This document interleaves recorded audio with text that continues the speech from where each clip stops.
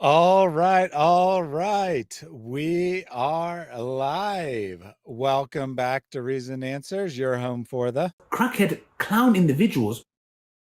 We got the special crackhead clown intro going there today, and I'm gonna have to say that it's all about David. David is the crackhead clown because he has not arrived yet. He sent me a message 15 minutes before we start saying, "I'm going to record a quick video. I should be there on time." We waited till 10 after. He wasn't here yet. He'll join soon. I promise. I promise. David will join soon, but he is not here yet. So we figured it was best to just go ahead and get started rather than leaving people waiting for who knows how long until David finally decides to show up. Today, we're going to be talking about the Vikings and about Islam, about claims that the Vikings were actually Muslims. Strangely enough, I'm joined by Elle ISO Elohim and Eric, your brother in Christ. Soon we'll be joined by David, but until then, why don't you introduce yourself, Elle? Well, first of all, I want to know why you said strangely enough in regards to being joined by us. But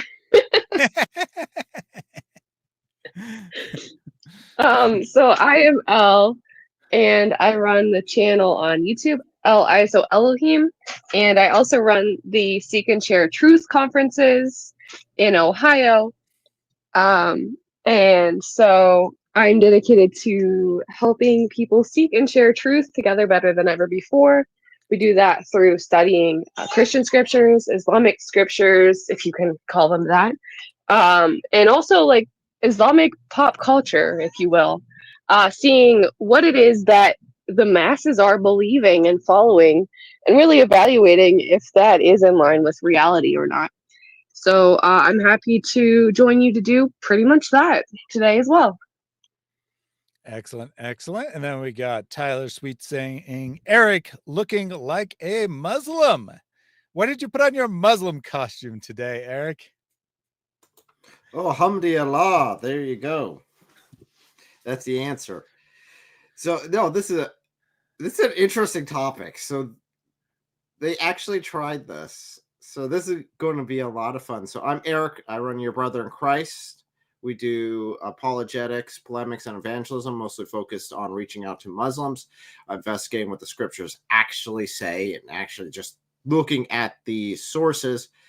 So that's what I end up doing a lot. So I am ready for this. I am got my helmet, my ox, and my Saudi Arabian prayer rug. So I'm all set. Excellent, excellent. And John says, Eric the Red. Indeed. Got a couple comments from the audience. John Wilson says, everyone remembered to hit the like button, correct? Make sure to alzoot the like button, as someone might say. Make sure to let the like button know that you're fearing your disobedience of it, however you prefer. I do appreciate that. If you like this, get it spread to more people. Igor says, I haven't seen AP as much lately. Well, then maybe you should watch AP's channel. No, I think he actually hasn't done as much content recently. He's been busy with a lot of other stuff, involved with some important, in some important political circles, having a lot of opportunity to kind of spread the influence beyond our small group of people, make the population at large more familiar with what's going on in Islam. And that's a great opportunity. We'll allow him to do less YouTube content while he's working on that. I did the like button. Okay. Wait, this is Reasoned Answers, not Apologetics Roadshow. Yeah, indeed, we're on Reasoned Answers today. That's why David is late, because if it was his own channel, he'd just complain about us being late instead of being late himself. No respect whatsoever. Got an early super chat coming in here from Apu Baker or Booker. Al Puff Daddy. من ذا الذي يقرض الله قرضا حسنا? Who is gonna give Allah a good loan? Ya akhwati, this verse puts shame in my heart. My Lord is asking for a loan. Nothing's wrong with that guy. He has ability, but only a little bit of cash flow problems. He just needs a little bit of money right now. So give to Allah. Don't ask for anything back, guys.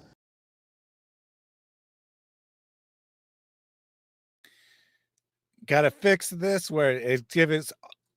If you trigger time traveling uterus, it plays all three of those animations for some reason. But that does remind me, we have two new channel. David in the chat saying Zzz. Well, then join, David. Anyway, we got two new channel animations today. Were revealed on the earlier live stream. We got one that if you can go to the website and you can read about all of them, but the new one is on the magical mole of Muhammad, which I'll trigger here. Oh, sorry, I triggered the wrong one. I triggered hijab first, but the other one, the other new one is our hotel hijab, putting on a mask and entering the hotel for his muta. And here is, well, someone triggered hijab stripping, so I can't trigger the mole simultaneously. Quickly, So everyone trigger something. Triggering. There we go. Now we got our mole. There's our mole. So it's Allah meeting his prophet. So you got the mouse and you got the mole, and someone triggered Muslim shuffle as well. So everything being triggered, all kinds of stuff going on. Anyway, the super chat. Our We Lady Parts is a British TV series about, not kidding, 5 hijabbed Muslimas in a punk rock band. Has the series got any basis in reality? No. What? That is not halal at all. Unless they're an a cappella punk group, because you can make music with your voice. That's allowed in Islam, but you're not allowed to play musical instruments. So unless they're a cappella group, then no basis in reality whatsoever here. See, we got David saying zzz, but not actually joining the stream. Oh, need the link? I sent it to you. I sent theology.chat, David. I sent it to you via text message. So real quick here on the topic itself, there actually is some interesting links between Islam and the Viking raids that were going on now. Viking is not, it's a verb, not a noun. So someone would go a Viking. So they would go raiding. That's what they would do. And then it would end up happening, and this is a contact with the Muslim Caliphate at the time, is they would take the prisoners from Europe down and sell them into the Muslim nation as slaves. So there's some connection there, but yeah, most Muslims now, most Vikings, people who are participating in this, are doing it due to their pagan concepts, their theology, and not really any record of Vikings that were Muslim. Mm-hmm. It seems to be a bit of a stretch. But there are also Vikings that would be hired by the Byzantine Empire as guards for the emperor. So they would come down to the Byzantine Empire and would have interacted with Muslims there, as well as the descendants of Muslims had quite a bit of interaction. A descendant of Vikings had quite a bit of interaction with it. You see, one of the things that happened whenever you had the Vikings coming down is that France got kind of annoyed by the Viking raids, definitely in Paris. So they came up with a brilliant idea. Instead of just paying these guys to go away and stop raiding us, we'll just pay them to stay here and kill off all the other Vikings. So that's what they ended up doing. They ended up hiring Rollo and his group and they ended up in the north of France, right there at the entrance to the river that goes up to Paris. And their job was to stop everyone. Well, his descendant ended up invading into England as William the Conqueror. And William the Conqueror's descendant was Richard the Lionheart, which participated in the Third Crusade against the Muslims. And he's actually described, if you look at the descriptions, he's got like a red beard, which was pretty iconic for Vikings to have, was the red beard going on through. So he definitely had, and he was described as being very bulky, and a lot of his actions look like what you have seen there. Now, again, he was very Christian. It was completely Christian concepts, not the Viking concepts, but you can see that bloodline still there in that interaction. Mm-hmm. Inspiring Philosophy asked why I'm scared to let David in. Well, I don't know where David is, but we do have Zoot Viking joining us. Welcome, Zoot Viking. We also have the very strange claim by you that you sent it by text, which I see now at 8:15 that it's sent, but I don't see it anywhere before that. Strange. Very strange. It shows on my end. It sure doesn't show up here. 7:09, and then at 7:45 you messaged me, and then at 8:21 I sent it again. I will literally flash my entire computer at everyone. I believe you that you didn't get it, but I didn't know that you didn't get it. For whatever reason, it didn't go through.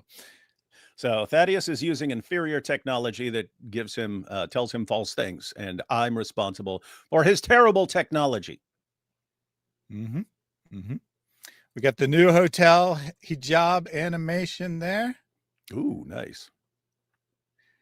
Got him putting on a mask and going into the hotel.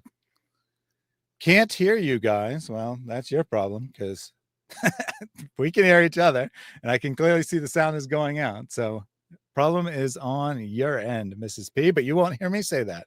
So I don't know why I bother.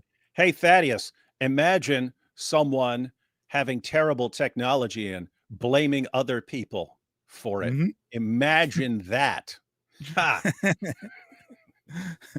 We don't need to. You're a perfect demonstration of that, David. Exactly. I mean, the way I've been victimized right now.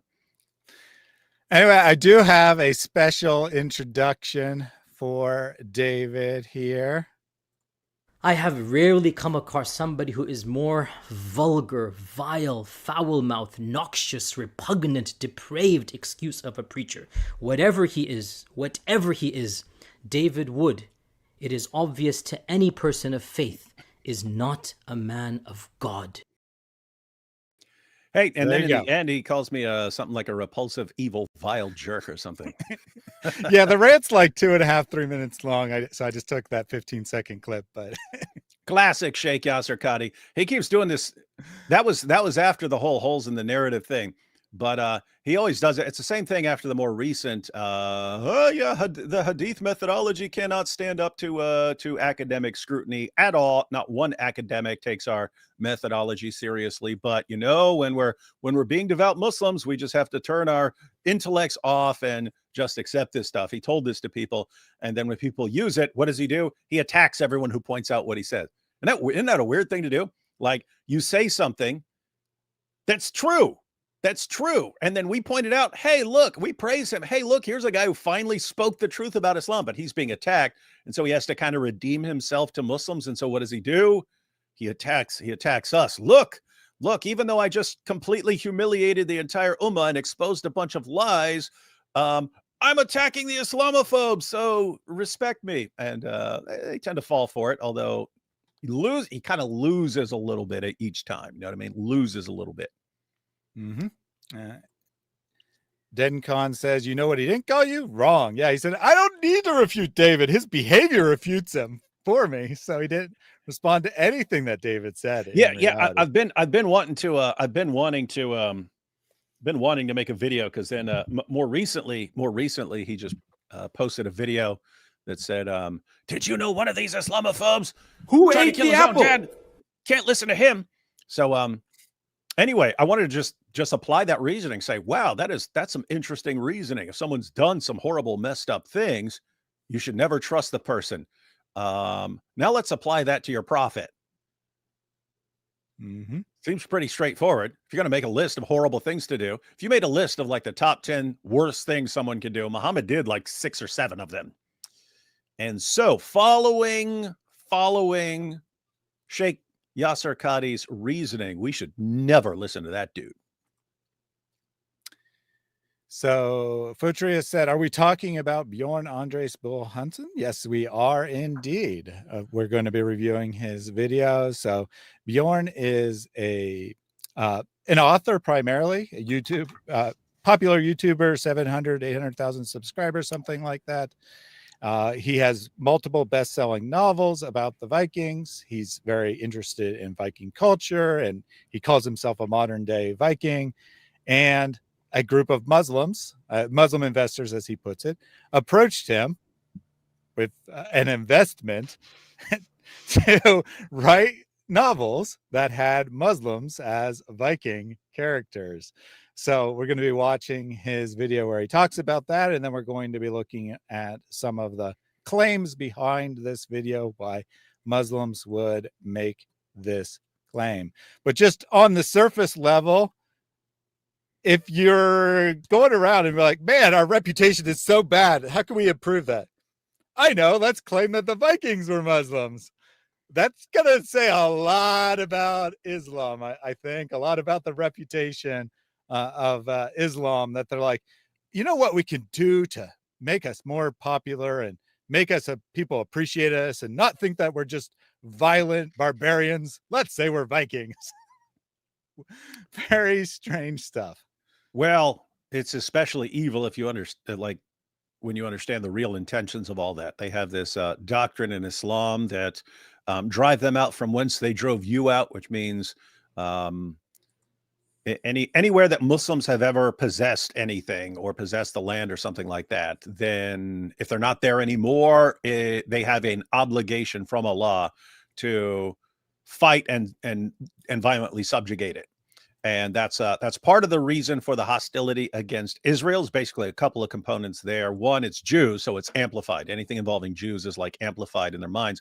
But Muslims did have control over that land. It was part of the Ottoman Empire, and that was actually conquered very early in Islam. And so they have to have that. But they also, that if they were to ever take Israel attention, the most important attention would immediately then shift to Spain and so on. But I've seen it claimed about America. Muslims got to America before Europeans did. I've seen it recently about Australia, and they were actually trying to pay this guy loads of money to say that the Vikings were Muslims. There were Muslim Vikings, which would mean, hey, no one should have any objection to us taking over Norway, because this was ours. This used to be ours, and we have to take it back. I wonder if this guy's my cousin, by the way. My grandma was pure blood Norwegian. So nice. Hey, matter of fact, so she was Norwegian, but she told me about her grandfather. She was talking about her grandfather, and all of a sudden she goes, I don't even remember his name, but she says he was mean. He used to take cats and toss them into the fjord one time. She would tell me all these stories about all this messed up. And then the dude eventually got murdered. But anyway, I was like, oh, that explains some things. This guy used to toss cats into the fjord. Explain some things. Got some psycho genes in that family. Got some psycho genes up in that family. Did have a request from Men of Al Zut before you made it here. Said that David's running. Please call him a nerd when he comes in. Hey, well, don't be Al using Zut call you a nerd. I mean, yeah, don't be using Zoot as some funny word to play with. Okay, not like the El Zoot played with Muhammad, but like, don't be playing with words here. This is a serious topic. The man was banged in the desert by 30 strong virile men. mm-hmm. Not a laughing matter.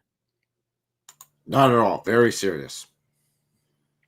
Sandman says David tosses Qurans into his mouth instead of cats into the fjord. So there you go. Let me take a couple super chats and then we'll get into the video from Abu Bakr al-Pafdadi. O son of Adam, spend. I will spend on you. Give, then I will give you. It's difficult because you know what? These are my last few. As it is, the price is going up, the rand is going down, this is happening. Excuses. Those are excuses. You give and watch what Allah does. Yeah, no excuses. Just make sure to get all your donations in today so Allah can reward you. He says, reason answers are you joining David Wood, apostate prophet, God Logic, to do anti-street Dawah in Dearborn, Michigan.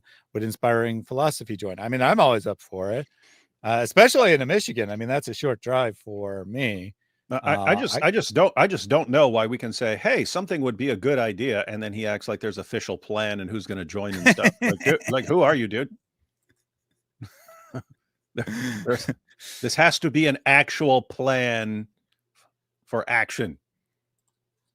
Yeah, I was guessing that that wasn't. I would say it's a good idea to do it all across the country. I told God Logic, like, I know you do shows and stuff, but man, you get such a huge turnout wherever you go. You should just be going city to city to city to city. Doesn't mean it's going to happen. Abu Bakr, do a world tour. All Buff Daddy's going to be like, oh, so you're doing a world tour? I just heard David say it was a good idea. So, Thaddeus, Eric, Elle, are you going to join this world tour of God Logic? Mm-hmm. And is Inspiring Philosophy going to join? Yes, Inspiring Philosophy, if you're still listening, are you going to join the non-existent plans? Talmudic Tunnels Construction says, what's up with Frozen Elle? Elle, what's up with Frozen Elle? Mwahahaha. She's using a static image. That's all. And one more from Abu Bakr al-Pafdadi.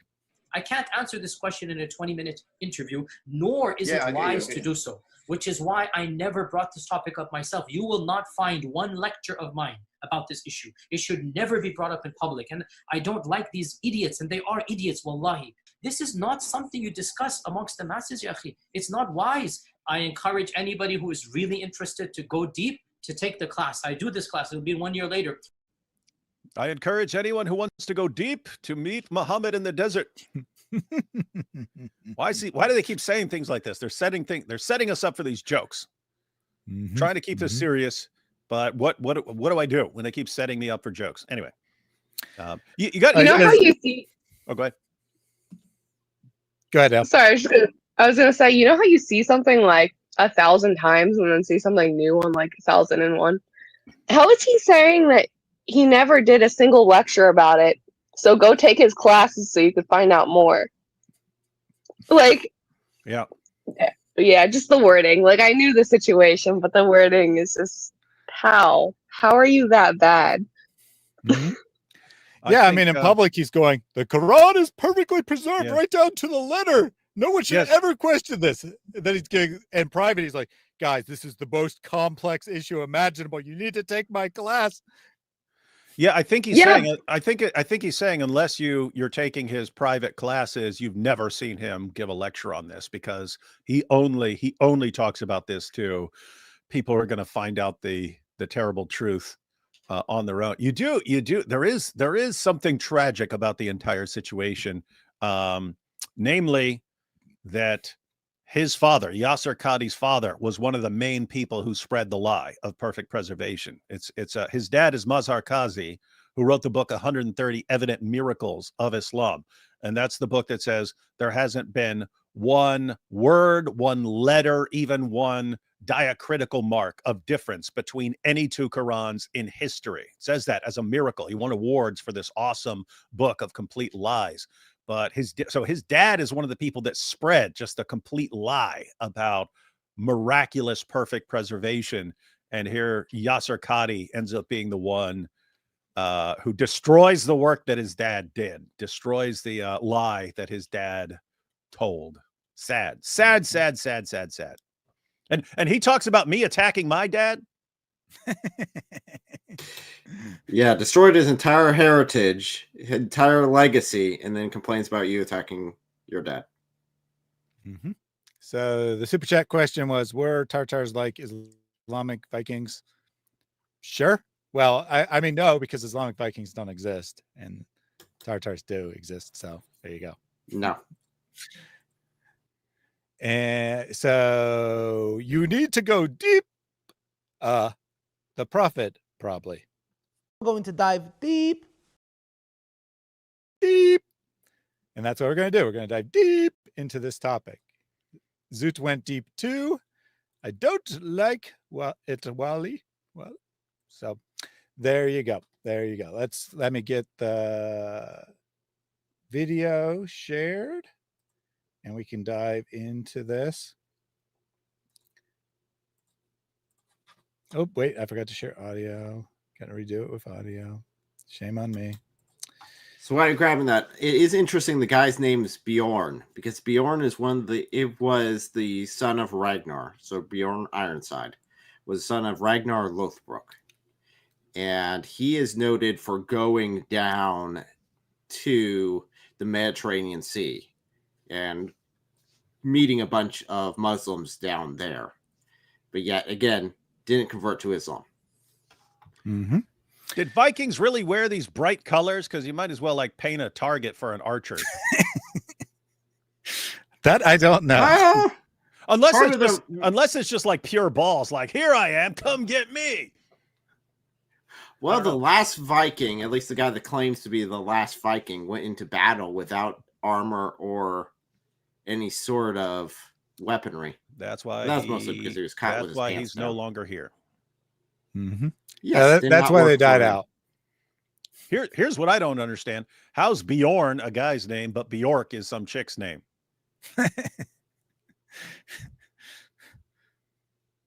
Yeah, you got English names that are similar between guy and girl versions too. Anyway, as you can see, he's an interesting character here. He's got his garb on. This might just be like casual garb for when you're in your village, not when you're going out into battle. I don't know if they wear red in battle, as David said, put a giant target. Any case, like I said, he's an author. He's written a number of novels on the Vikings, does a lot on Viking culture, and wants Norway to return to its traditional roots, or at least appreciate its traditional roots and culture. Islam. Which is Islam, obviously. And so, I mean, he's not like by profession a historian, but has done a lot of historical research on the Vikings so that he can write accurately in his historical fiction and whatnot. All right, so here's his video. So apparently the Vikings were Muslim. Yep, that's the claim. They were Muslim. It would explain all the raping and pillaging, but lie that will not die. Indeed. He said it's a lie that won't die. Well, that's all of Islam, I think. No, it's important because there would be people who would think like that. People who might be silly enough to think, if they were raping and pillaging, then obviously it does make sense that they were Muslims. This is yet another example of the fallacy of the undistributed middle, which I posted recently, is how Muslims argue that Jesus was a Muslim over and over again. It's Jesus, he bowed to the ground. You see, that's how Muslims pray. Therefore, Jesus was a Muslim. We even heard in Times Square, this guy, Adam Saleh, who showed up, he was going, Muslims have beards. Jesus had a beard. So anyway, but the fallacy is, so the arguments run, Muslims bow low to the ground. Jesus bowed low to the ground. Therefore, Jesus was a Muslim. Muslims have beards. Jesus had a beard. Therefore, Jesus was a Muslim. You can apply the same reasoning here. Vikings raped and pillaged. Muslims do that. Therefore, Muslims are Vikings, and so on. Silly fallacy, which again, you can, as I pointed out, you can point that out just by saying something like, pigs are mammals. Muhammad is a mammal. Therefore, Muhammad is a pig. True conclusion, but not because of the logic there. Yeah, there are a couple of other parallels you could even put through, like how they viewed warfare.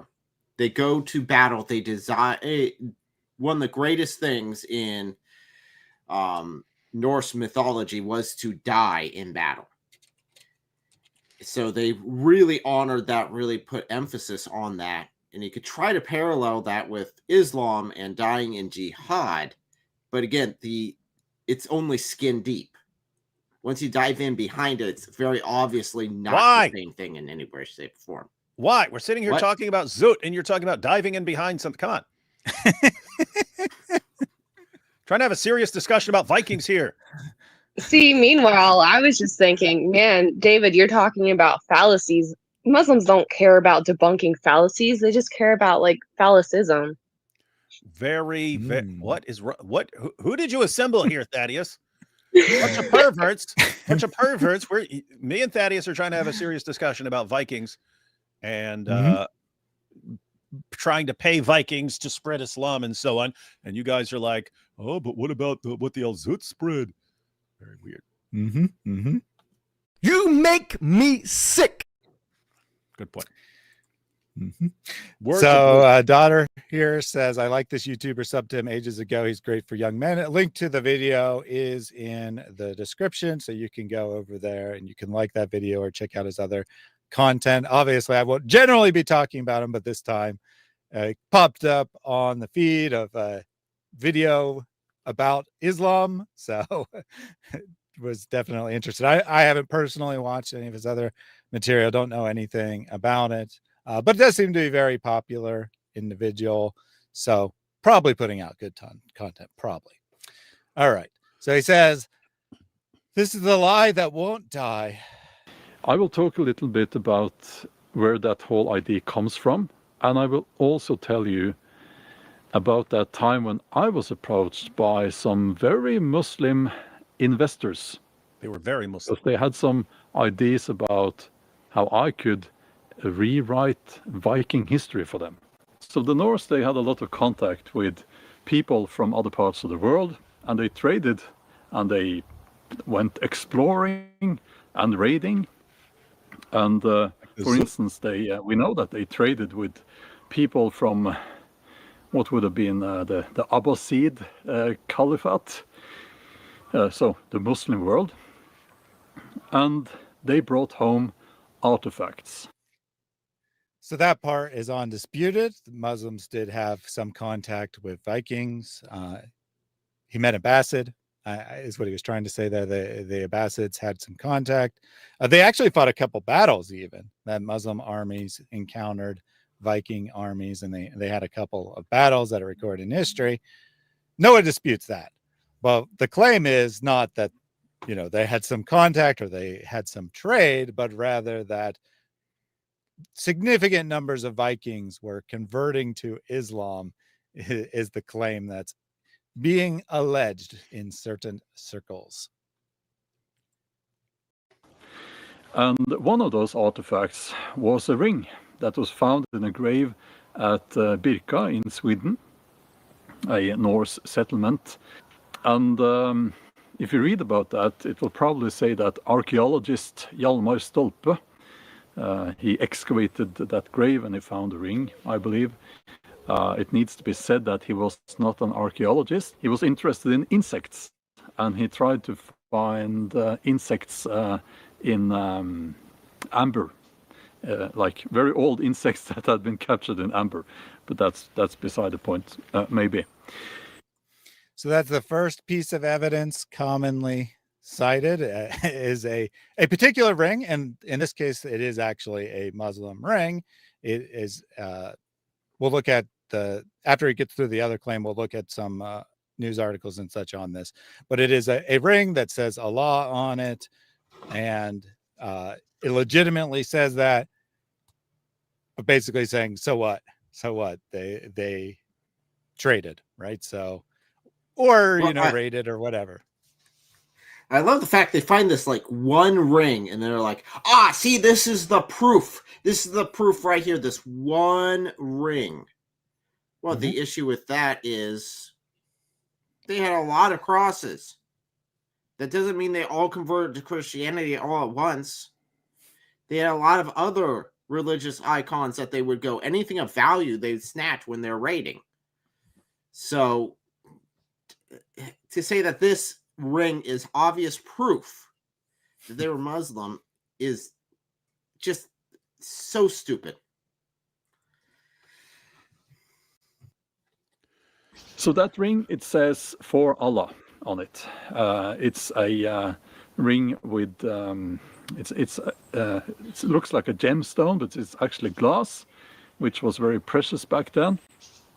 And it says for Allah. There have been some claims that some of the patterns on Viking garment, this part here, the ribbons, they have found some that says Allah or something like that. That has been what do you call it, refuted. That's just a coincidence. All right, so I'm going to pause the video there and pull up some material to show that he is not making this up. These are actual claims and whatnot. I don't know if David remembers. This is probably before Elle and Derek were even born. It's from 7 years ago. I actually remember seeing this in the news. I don't remember if it was actually right after I got interested in Islam or right before, but I do remember seeing it in the news that they had supposedly discovered Viking clothing that had the word Allah embroidered on it in October 2017. Do you remember this, David? No. All right. And I'm guessing Al and Eric, well, they were certainly born, probably weren't paying attention to Islam, so they probably haven't heard this either. So excellent. So this is from the BBC, very highly reputable news source and all that. In fairness, tons and tons of news sources reported this and went with it, not just the BBC. Researchers in Sweden have found Arabic characters woven into burial costumes from Viking boat graves. The discovery raises new questions about the influence of Islam in Scandinavia, writes journalist Tharak Hussein. They were kept in storage for more than 100 years, dismissed as typical examples of Viking age funeral clothing. But a new investigation into the garments found in the 9th and 10th century graves has thrown up groundbreaking insights into contact between the Viking and Muslim worlds.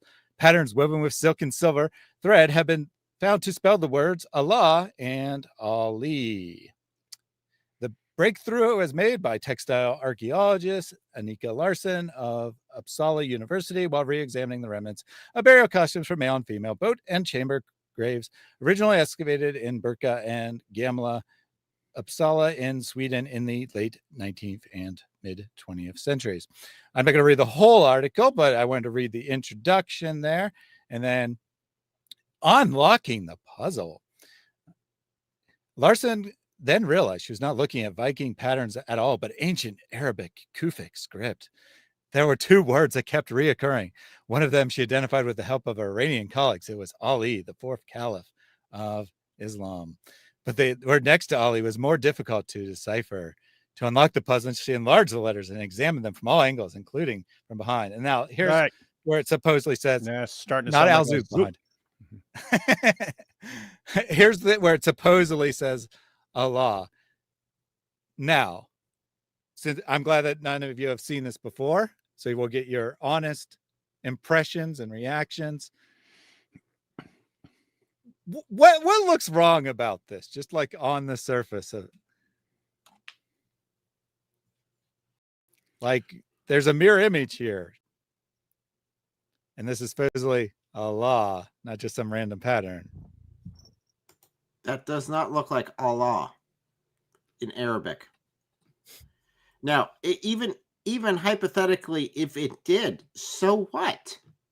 All it proves is that there's trade between the two locations. It doesn't prove that these were devout. In fact, the very fact that it's in a Viking burial ground should prove that this is absolute garbage. Because part of the ritual is bearing your riches with you in order for you to have it in the afterlife. And this is obviously not a devout Muslim, because they wouldn't have this sort of burial if they were a devout Muslim. So that's obvious. No-brainer. You mean Muslim, or I mean, sorry, Muslim doctrine isn't that you can kind of take your riches with you into the next world, and that's why you bury yourself with them? That's not part of their doctrine? No, in fact, the Vikings would a lot of times hide hoards all over the place, where they would assume that they would later bury them up. Now, a lot of times they would have people actually killed alongside their hoard, so that in the afterlife, that person would then guard their hoard, depending on how rich the individual was. But that being set aside, it's obviously very pagan and not Islamic. What is that A looking thing beside the W looking thing? Because normally it's an L looking thing beside a W looking thing. I've seen it I don't both know. ways. To be fair, as far as like not with like the top of the A thingy, but like it kind of somewhat looks like an A on the end of Allah sometimes, but definitely not that A. There's like no space in between the like that starts Allah. And there's also no dietary marks for those who might be snackish, and diacritical marks for those who are actually aware of what things are called. I'm looking through artistic renditions of Allah. I don't see anything that looks like that. It's weird that they got a cross right there too. But... that is interesting. Like, back to back for some reason. And I'm just I'm looking, because not something I've studied, but I'm looking for examples where you'd write Allah and then write the mirror image of Allah, like you're getting some bizarro Allah, which interestingly would probably be way better. Wait, is this on the reverse side of the cloth or the front side? I think because this says you have to look at it in a mirror. Yeah, it says you have to look at it in a mirror. In the little caption underneath the picture, it says enlarging the patterns and looking at their reflection in a mirror. See, she didn't know what these characters were, and then she suddenly saw the word Allah when she looked at it in a mirrored image. Yeah, after all, that's the first thing I do with all my clothing is look at it in a mirror. And notice it's all made up of crosses. There's crosses all over the place. There's the big cross right there, but look, it's tiny little crosses everywhere. Yep. This is the proof. The true Muslims have always followed Jesus, because you've got Allah that's above and Allah that descended, died on a cross and resurrected to the Allah that's above again. So, I mean, that's more believable than what she's claiming. Yeah, so this is the mirror image. Here's the actual image down here. And we got these helpful green arrows to let us know what we're supposed to look at.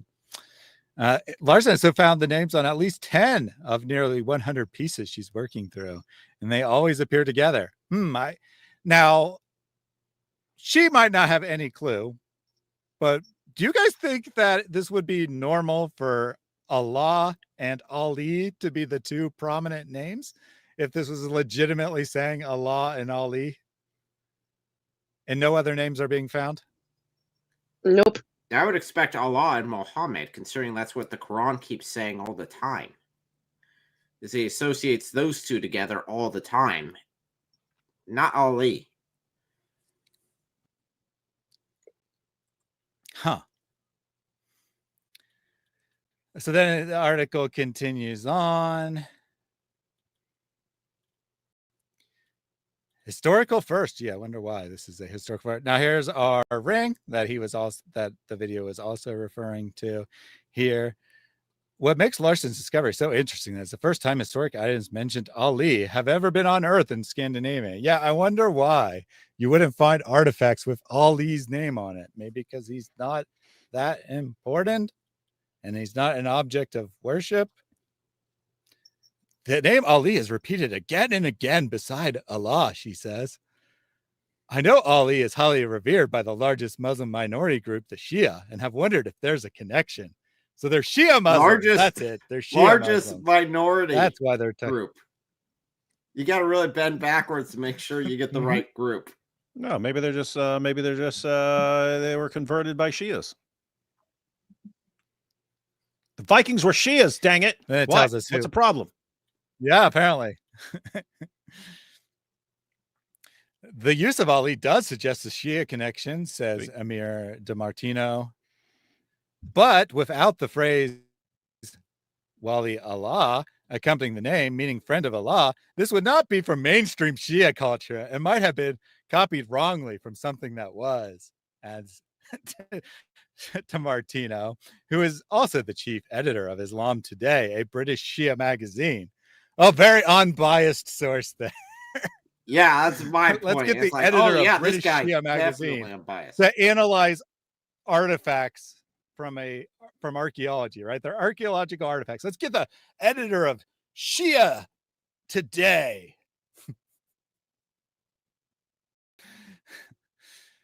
But he's saying, no, this can't be Shia because it wouldn't make any sense to just have Allah and Ali, as the article goes on to explain. The pattern suggests Ali is being acquainted with Allah, and therefore there is a slim possibility, has some connection to very early extreme mystical fringe movements who believed in this. But more likely it's a wrongly copied pattern. Or it doesn't say Allah and Ali at all. It's just geometric shapes, and you have interpreted it in a ridiculous way. Those are the possibilities. The names Allah and Ali are often represented in enigmatic patterns inside the tombs and books of mystical Shia sects, such as the Alvis and Bektashis to this day, but they're always accompanied by the name Muhammad. These can sometimes include mirrored script. But unlike Larson's find, these examples usually include both the name depicted the correct way around and the reflection. Whereas here it's only, right, it's only in reverse for some reason. And who knows, maybe they appear in non-textile artifacts too. So already on the surface, you can see this doesn't seem to make a lot of sense. Let's see what real people said shortly after this, right? Because this is just some reporter just going with what some person is telling them here. I won't read this whole thing, obviously. I'll put links to this in case people want to go and read it. Seems like something out of an episode of the last season of History's show Vikings. A 10th century tablet woven textile fragment found in a Viking boat grave was said to bear the words Allah and Ali. The textile, an image of which is published in 1938 following excavation, was rediscovered by Swedish textile archaeologist Dr. Annika Larsson when working on the exhibition of the finds of the Viking age and so forth. And then just recapping the story there, it's appeared in New York Times, Guardian, BBC, and many, many, many other presses as well. Now, the truth is, Viking textile art from Birka has no Arabic on it at all. Evidence for contact between the Vikings and the Islamic world is abundant and uncontested, but this particular textile fragment cannot be counted as among that evidence. What the rapid rise and fall of the story reveals is perhaps a more telling and particular moment in our accelerated media world than it is about the Vikings and Muslims. I first laid out the evidence for my claim earlier this month on Twitter. So it goes on. So the claimed script, right? So it goes through some of the problems with this claim, but the claimed script is a 15th century script and the artifacts are 10th century. So there's a problem. Just a small problem.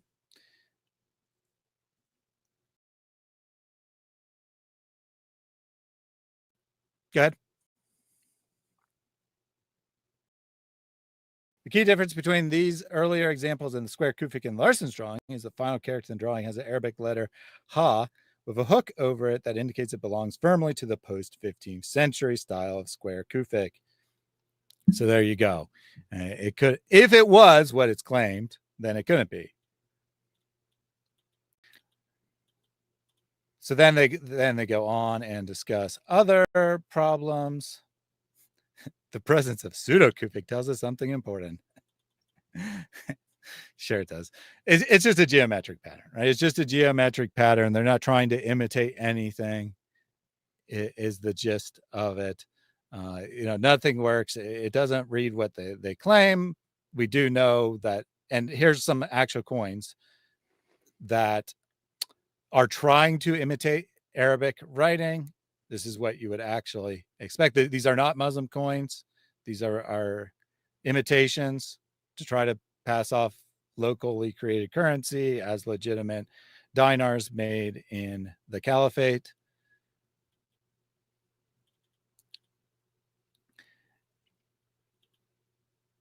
And it says also that the supposed thread pattern would go beyond, would extend too far onto the garment. It wouldn't actually have been part of any actual thread pattern on the garment. So lots and lots of stuff here. I'll post a link to it if you want to check out all the reasons why, but long story short, not real.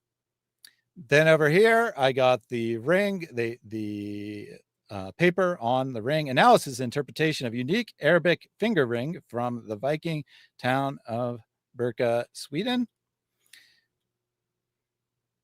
If you want to read the whole paper, by all means, but I'll just read this one little part. The stone was previously thought to be an amethyst, but the current results show it to be a colored glass. The ring has been cast in high-grade silver alloy and retains post-casting marks from the filing done to remove flash and mold lines. That the ring has rarely been worn and is likely passed from silversmith to the woman buried at Birka with few owners in between. The ring may therefore constitute material evidence for direct interactions between Viking Age Scandinavia and the Islamic world, but being the only ring with an Arabic inscription found at a Scandinavian archaeological site, it is a unique object among Swedish Viking Age material.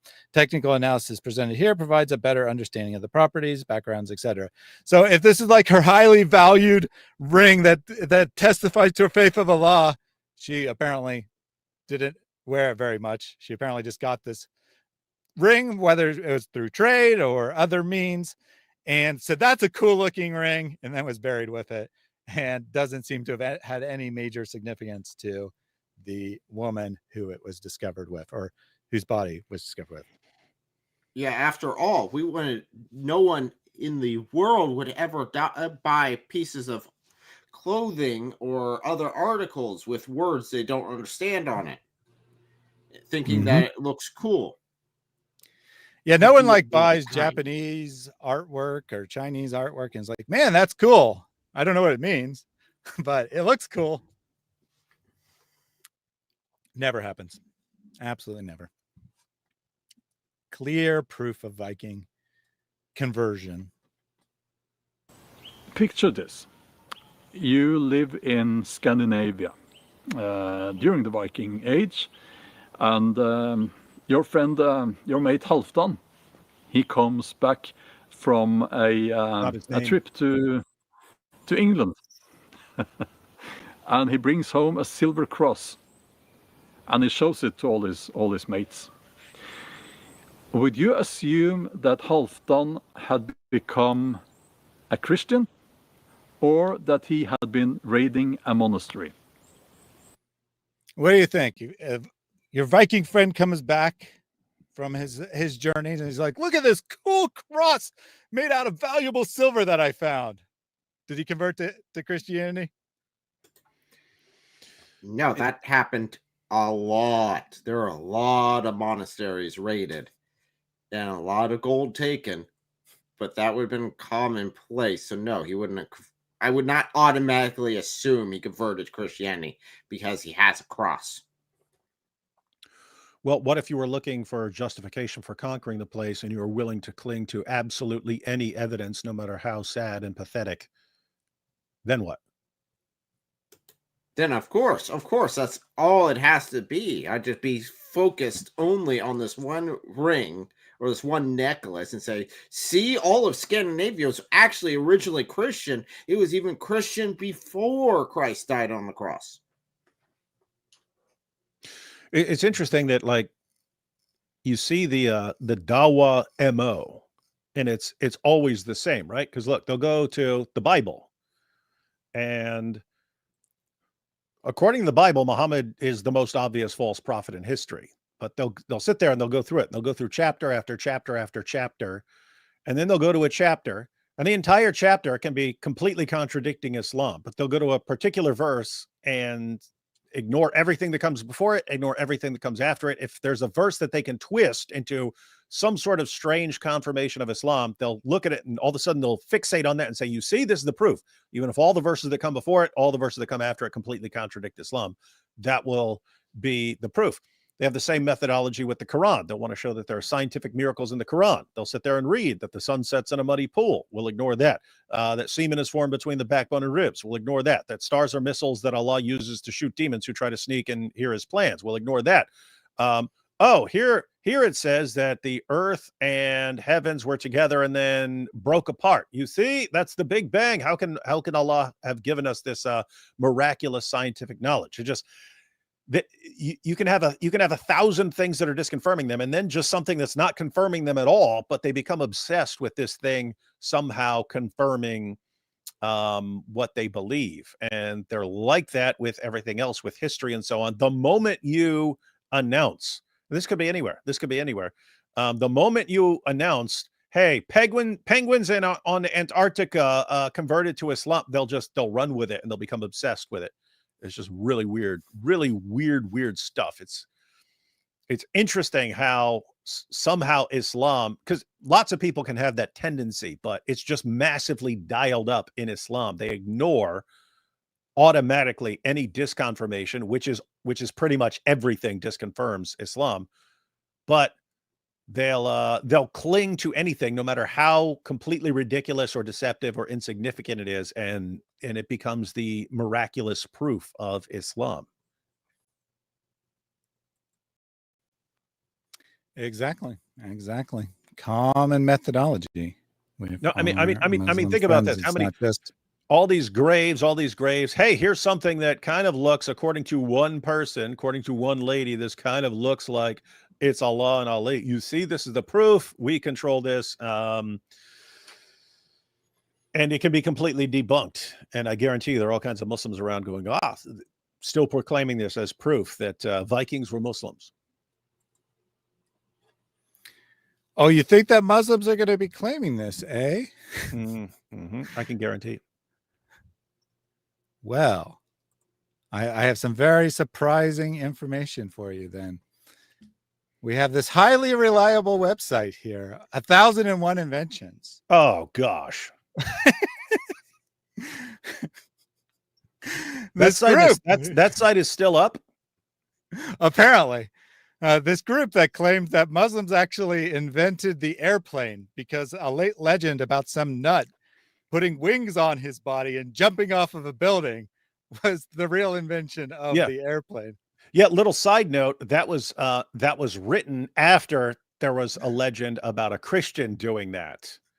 And the Muslims basically said, but we have, so they were writing their legend afterwards, and it was just in a poem, and it was about something that happened centuries earlier, but they said, but we had a guy who did it before the Christians attached feathers and wings to himself and jumped off a building. And it's just, again, it's a poem centuries after it supposedly happened, and this poem circulates after Christians said they did it. And it's just crazy stuff. You actually had who's the guy who played Gandhi? Ben Kingsley. Ben Kingsley played they made a little like film for the museum exhibit for this, and Ben Kingsley was the guy who was telling about all these amazing inventions. Problem is, every single time you looked any of these up, it turned out to be complete nonsense. Mm-hmm. But they were complaining. They were claiming Islam invented cameras, Islam invented airplanes, Islam invented all this stuff way before anyone else did. And it's just crazy because you actually had, and this was put at major museums. And you had kids walking out of the museum exhibits going, yeah, mom, dad, Muslims invented planes. Yep. So the first three sections of their article here are kind of like on contact and whatnot. And then here in section 4, they do talk about like the ring and stuff earlier on, but then they have evidence pertaining to Vikings converting to Islam includes a memoir recorded in the 16th century by the 16th century geographer from Muslim civilization, Amin Razi, who is reported to have stated that they, the Vikings, conveniently added to the translation. Highly valued pork. Even those who had converted to Islam aspired to it, and they were very fond of pork. And then we got Omer Mubaiden's article states Vikings could make numerous raids against both Muslim and Christian states in the Iberian Peninsula. Eventually, a community of settled Vikings who converted to Islam in southeast Seville would be famous for supplying cheese to Cordoba and Seville. Now, I was like, what the heck is this? So I went into this as well, found this actual academic article here. Very interesting article. Conversion to Islam in early medieval Europe, historical and archaeological perspectives on Arab and Northern Eurasian interactions. The synopsis here, basically, we think maybe conversion could have taken place, but it's not really found in the records. What do the records tell us about? So you got the, what it actually tells us about interaction, trade, and all kinds of stuff going on there. And then it asks, what do the documents say, right? What do the documents have to say about conversion to Islam? And this is just conversion to Islam in general, not specifically in Europe, but it's going through all these documents and how they describe it when people do convert. And then in section 4, conversion to Islam, archaeological perspectives, this is where it comes in and looks at the actual evidence for Europe. And I want to just find the one little part.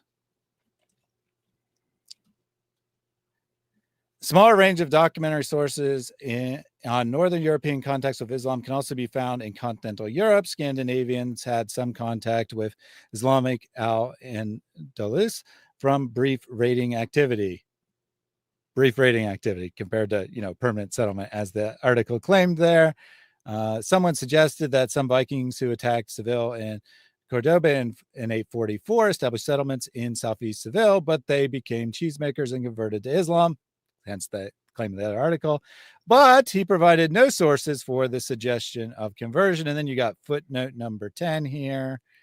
And it's about the exact thing that article claimed, right? They have the quote, wrote, one must not eat the cheese of Mujas. Arabic sources frequently used Mujas, fire worshippers, to describe Vikings, but the term contains a broader semantic range and could simply connotate non-Muslims or pagans. For a good description of his historiography, see someone else. A post-medieval suggestion of adoption of Islam is found in 16th century Persian geography Amin Razi regarding the Rus, who reportedly highly valued pork. Even those who converted to Islam aspired to it and were very fond of it. So it's relegated to a footnote and basically saying it could mean a lot of things. It doesn't have to mean the Vikings specifically. So that's what the actual scientific papers have to say about this. Real quick for the audience, where he was talking Andalus, that would be Muslim Spain. So Yes. when Islam invaded Spain, that's where that was. And again, even pointing out, even if their claims were correct, and some of the Vikings that converted to Islam loved pork even after they converted. If you claim to convert to a religion that forbids things, and then you proceed to continue to do the thing, regardless of what the religion says, I don't think you're devout. Yeah, I mean, theoretically, it's possible that someone who is a Viking told someone that they had converted to Islam for some purpose, but was there like devout Vikings going around worshiping Allah? I'm just going to go out on a limb here and say no. I don't think that happened. There's at least no evidence for it. And birds are Muslims because they can fly, and Muslims invented flying.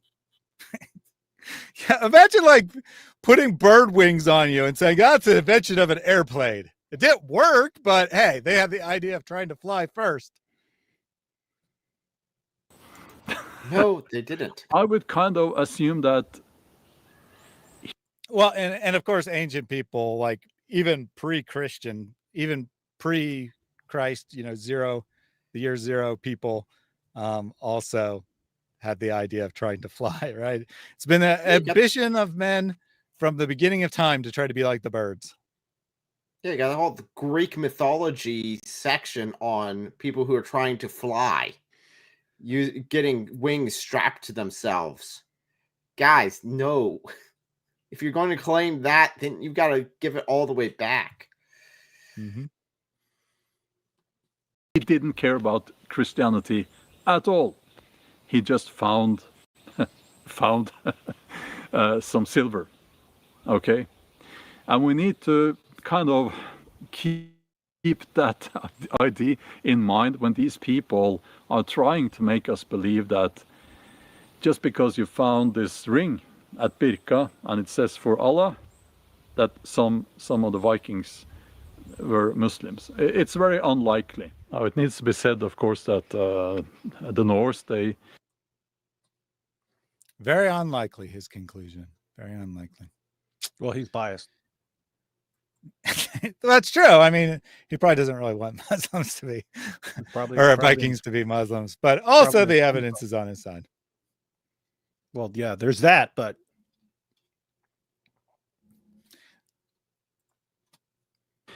they were converted to Christianity towards the end of the Viking Age through force and through, well, I guess you could say politics. But they did not convert to Islam. That's just a ridiculous idea. However, probably someone traveled and stayed in a Muslim country, and for out of convenience, when he was asked if he was a Muslim, he would just say yes. Maybe that happened.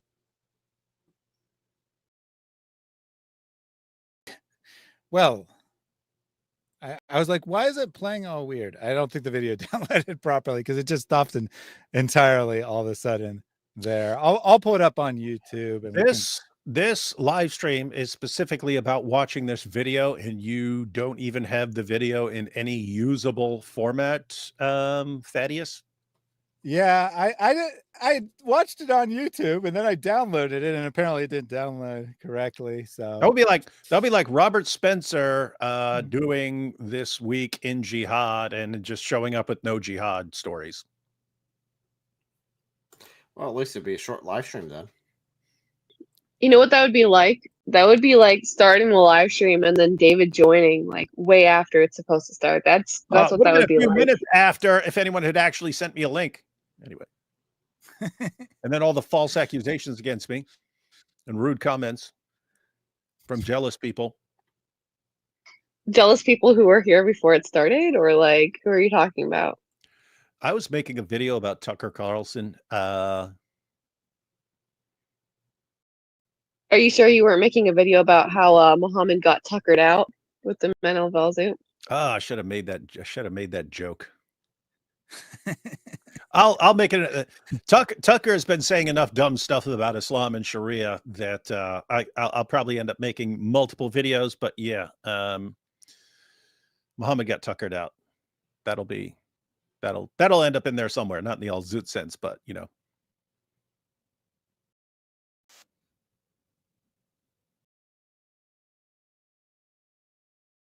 Where we are in the video before I reshare it. So, why he's pulling that up? I mean, Bjorn did make a good point. He says, I can't answer for everyone. There might have been someone somewhere that did this. Yeah, sure. Hey, look, you got Islam critiqued in the chat.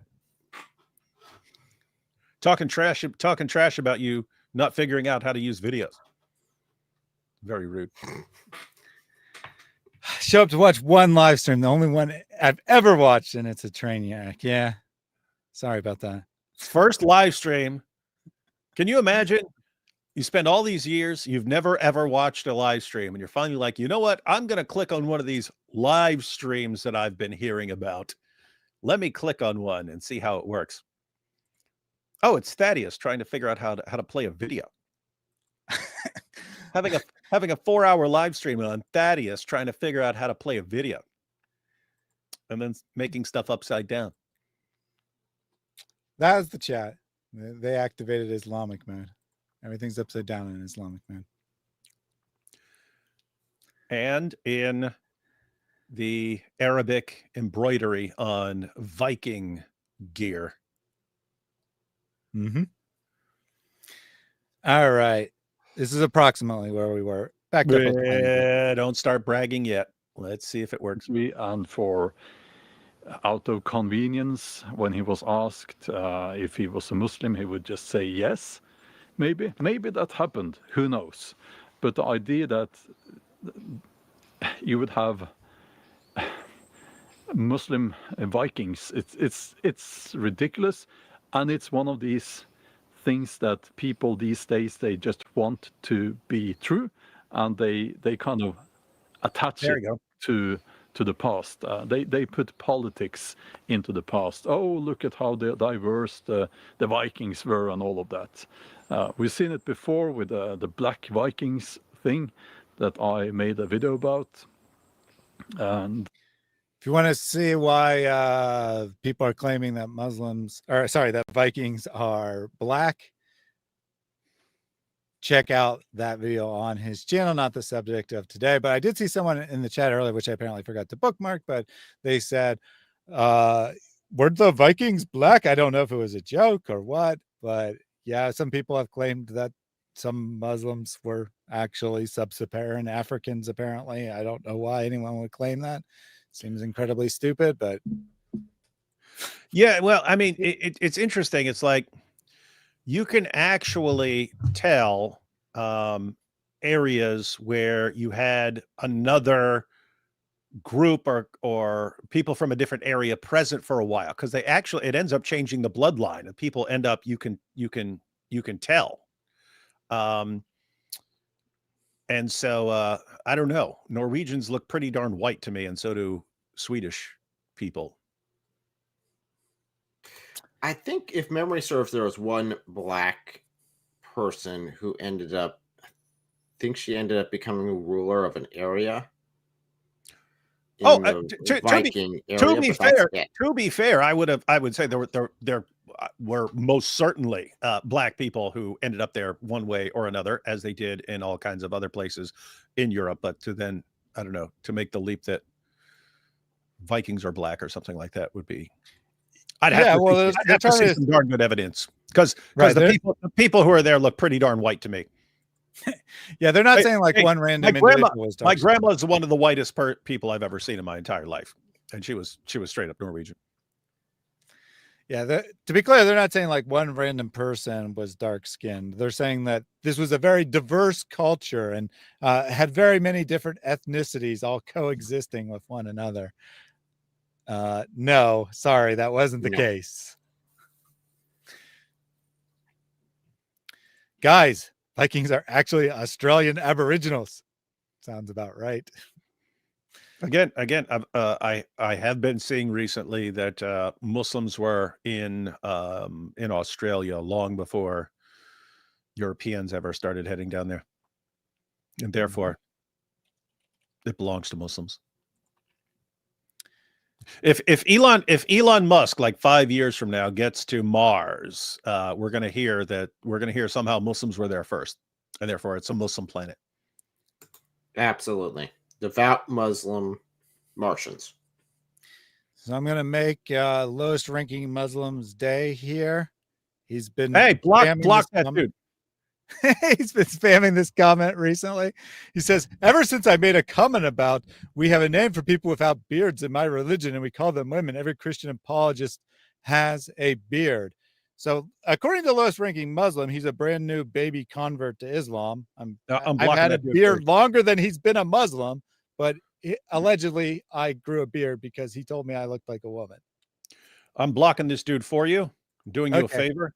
And it's not about spamming comments and stuff. He's one of the guys who goes around brags about how he's flagging and false reporting videos and stuff to have them taken down. Oh, so I didn't know that. Not interested in you being here. Go away. Yeah, no. Yeah, well, he was also spamming, so that was against my rules. He spammed like 10 times about how David's obsessed with homosexuals, so I wasn't going to bring that up, but I did want to get his. You should have. I would have loved to talk about Muhammad and the men of Al-Zut and Muhammad getting banged by Dihi al-Kalbi and saying it's the angel Gabriel and all these other interesting parallels. Notice on the night of Al-Zut, I didn't even talk about this in the video. There are lots of future Al-Zut videos that can be made, but notice even in that story, it's the Muhammad's version of, these are jinn or angels or something like that. He has to say that these guys who are out there banging me were some sort of spiritual beings or something like that. But notice the parallel when Muhammad would be in his little private meetings behind the curtain with Dihi al-Kalbi, and when he was eventually caught with, sleeping on Dihi's lap after getting all tuckered out, Tucker. He's like, no, that's the angel Gabriel. So apparently, and then when he snuck out of the house that one night, and Aisha followed him to see where he's going and stuff like that, and then she has to run home and she's out of breath because she's trying to find out what he's doing. He's sneaking out of the house in the middle of the night, and his response is, I was meeting with the angel Gabriel. It's like, how is anyone falling for this? How is anyone falling? Every time this dude's getting banged by someone out in the middle of the night or behind the curtain or out in the desert, it's angels. Like, what a joke, man. What a joke. So since you requested, since you already deleted it, I can't pull it up on screen, but why does Woody every day talk about homosexuality? Is Woody bisexual? So that's his comment he was spamming. No, you don't understand. It's your prophet who was bisexual. I'm just pointing it out. I'm pointing out what your creepy sources say. That's like saying, hey, I also point out that Muhammad banged a prepubescent girl. That wouldn't mean that I'm attracted to a prepubescent girl or that anyone else who points this stuff out is attracted to prepubescent girls. Your prophet was a pedophile. We're reporting on this to expose him as the sick, disgusting pervert he is. That does not mean we like the sick, perverted stuff he does. It's that we don't want this sick, perverted stuff being spread around the world, and therefore we expose it. Hope that helps. Hope that helps you understand why we talk about stuff. Let's get the rest of the video, or well, another chance. It's a lie. It's a lie, and it's obvious why these people are trying to make people believe in these lies. It's ideology, it's politics, and those things should be kept far away from history. Now, before I continue with the video, I need to just make you aware of the goblin problem in these woods. I have heard them, and I haven't seen them yet, but what they do is that they make life difficult for me if people who are watching my videos don't subscribe. So, yeah. We don't care if you get attacked by goblins, dude. Think I'm gonna subscribe just so you goblins don't mess with you? Please subscribe to the channel and leave a comment. That would be wonderful. So if I unsubscribe, will the goblins attack him on screen? Because that would be entertaining. Look, he's got one in the basket there. He caught a goblin.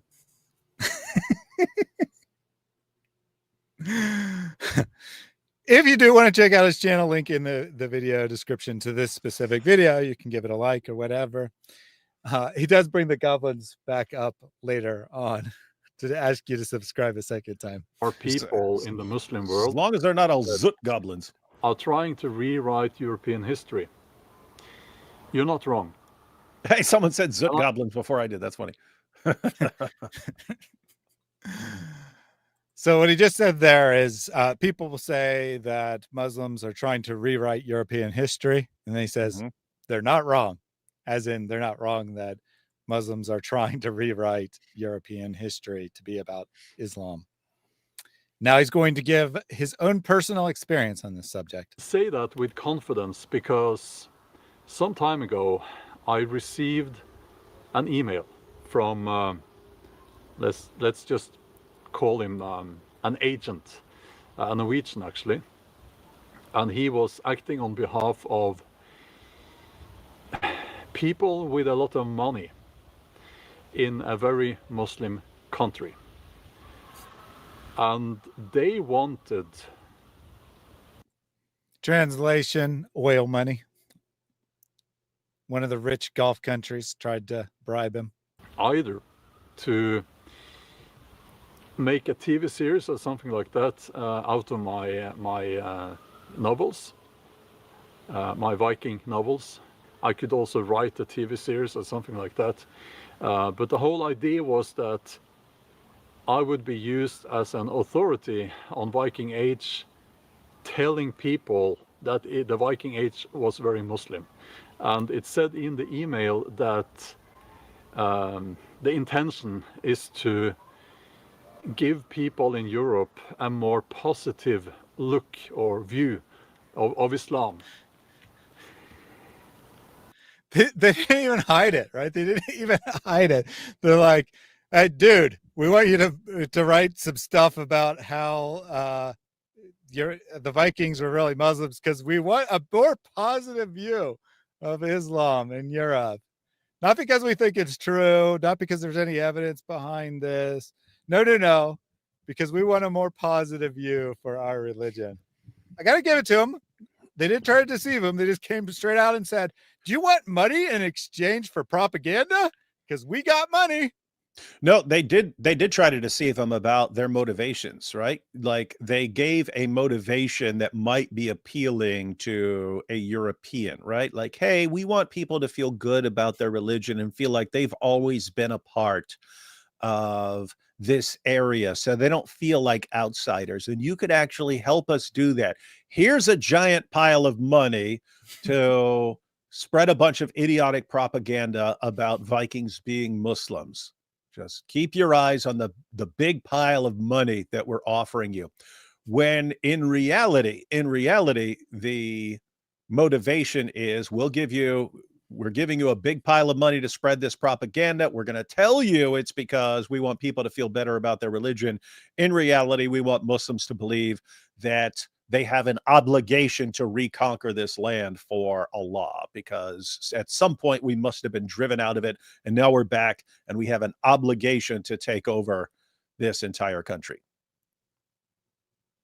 True. I just think it's fine. They didn't even like try to say because it's true or anything. They're just like, here's some money. The money's good, right? Notice, I mean, what would have actually been appealing to this guy if they had some sort of evidence, right? Like, hey, we've got all this evidence and we're going to pay you to actually share this powerful evidence. It's nope, we want you to spread a bunch of nonsense and we'll give you a ton of money, but it will help us feel good about our religion. By the way, I've heard that from various people. I've heard it from two Arab Christian pastors, one in the United States, one in the UK. The Arab Christian pastors from Sudan. You have a bunch of Arabs there.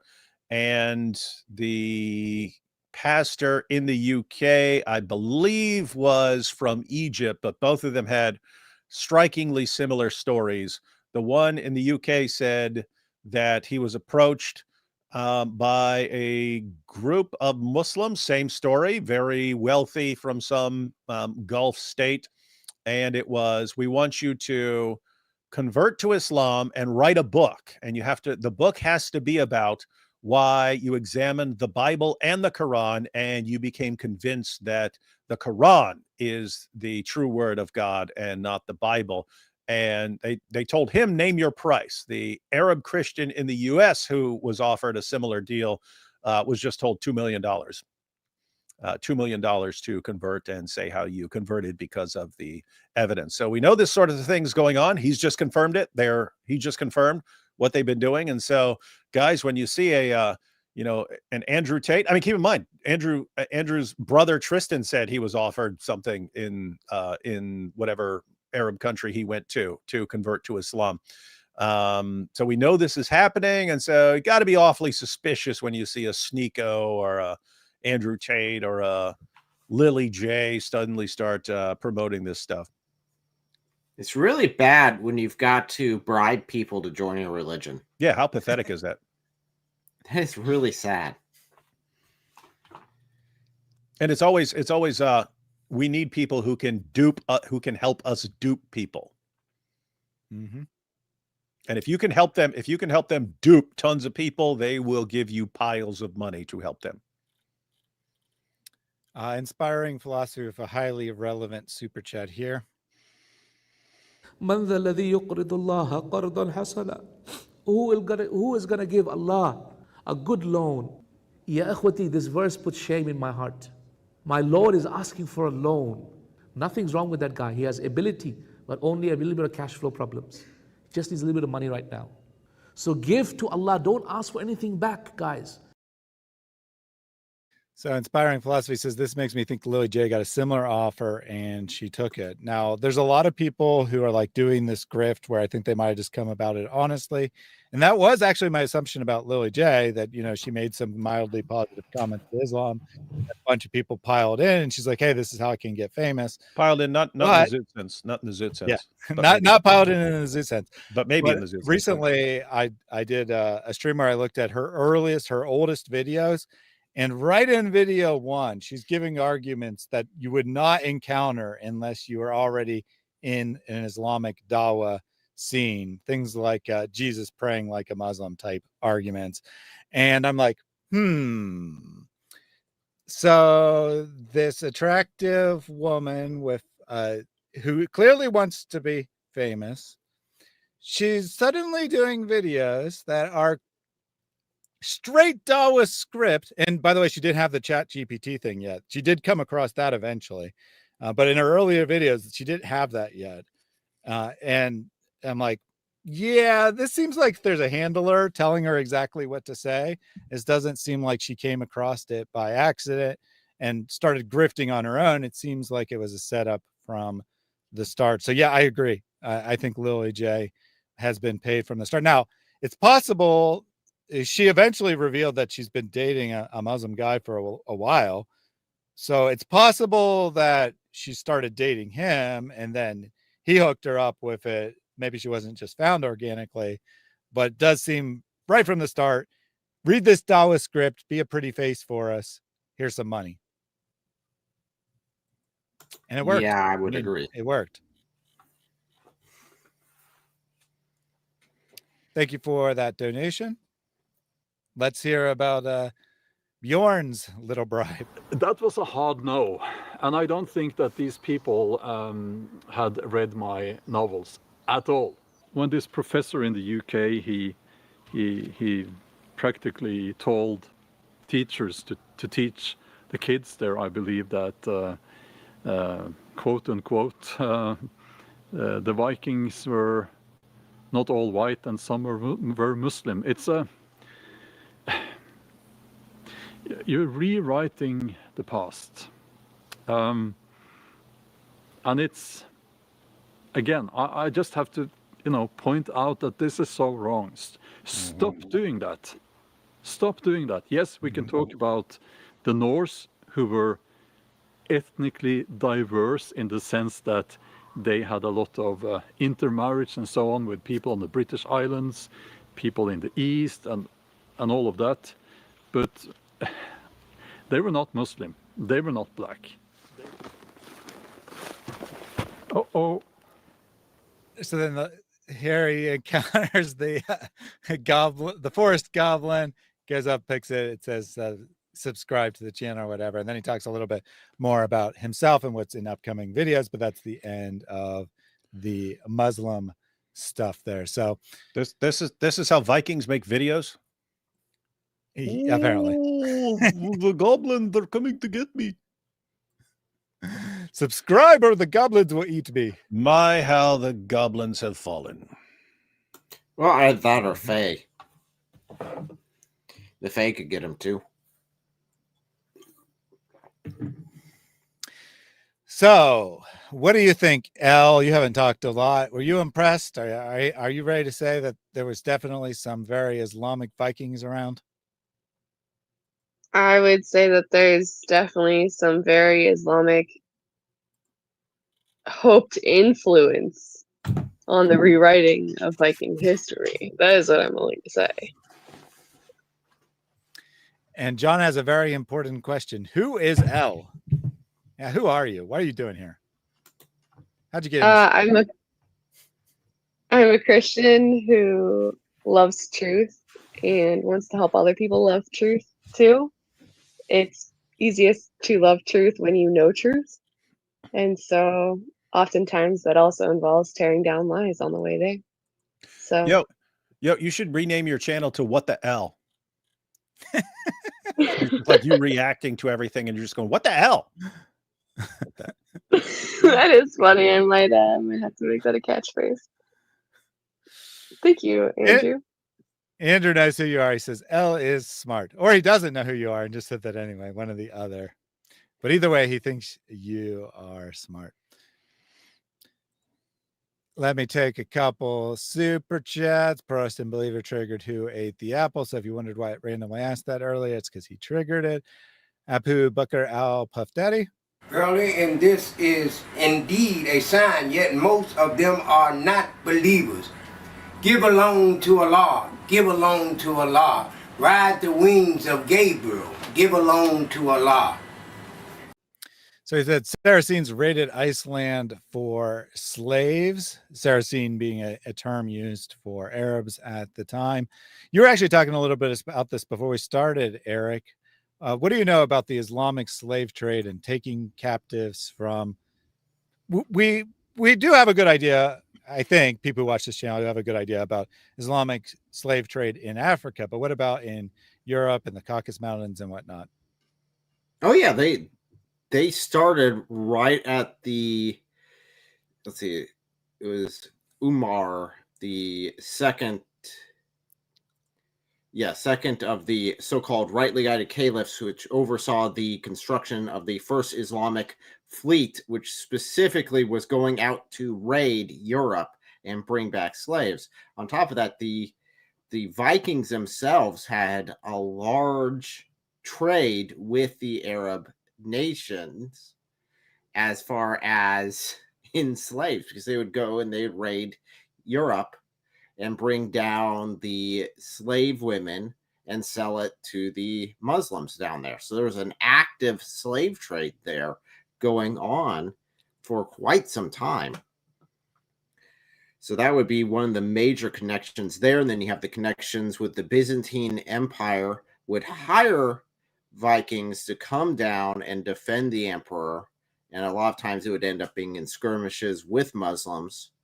And then you had the descendants of Vikings through the line of Rollo to William the Conqueror to finally, Lionheart,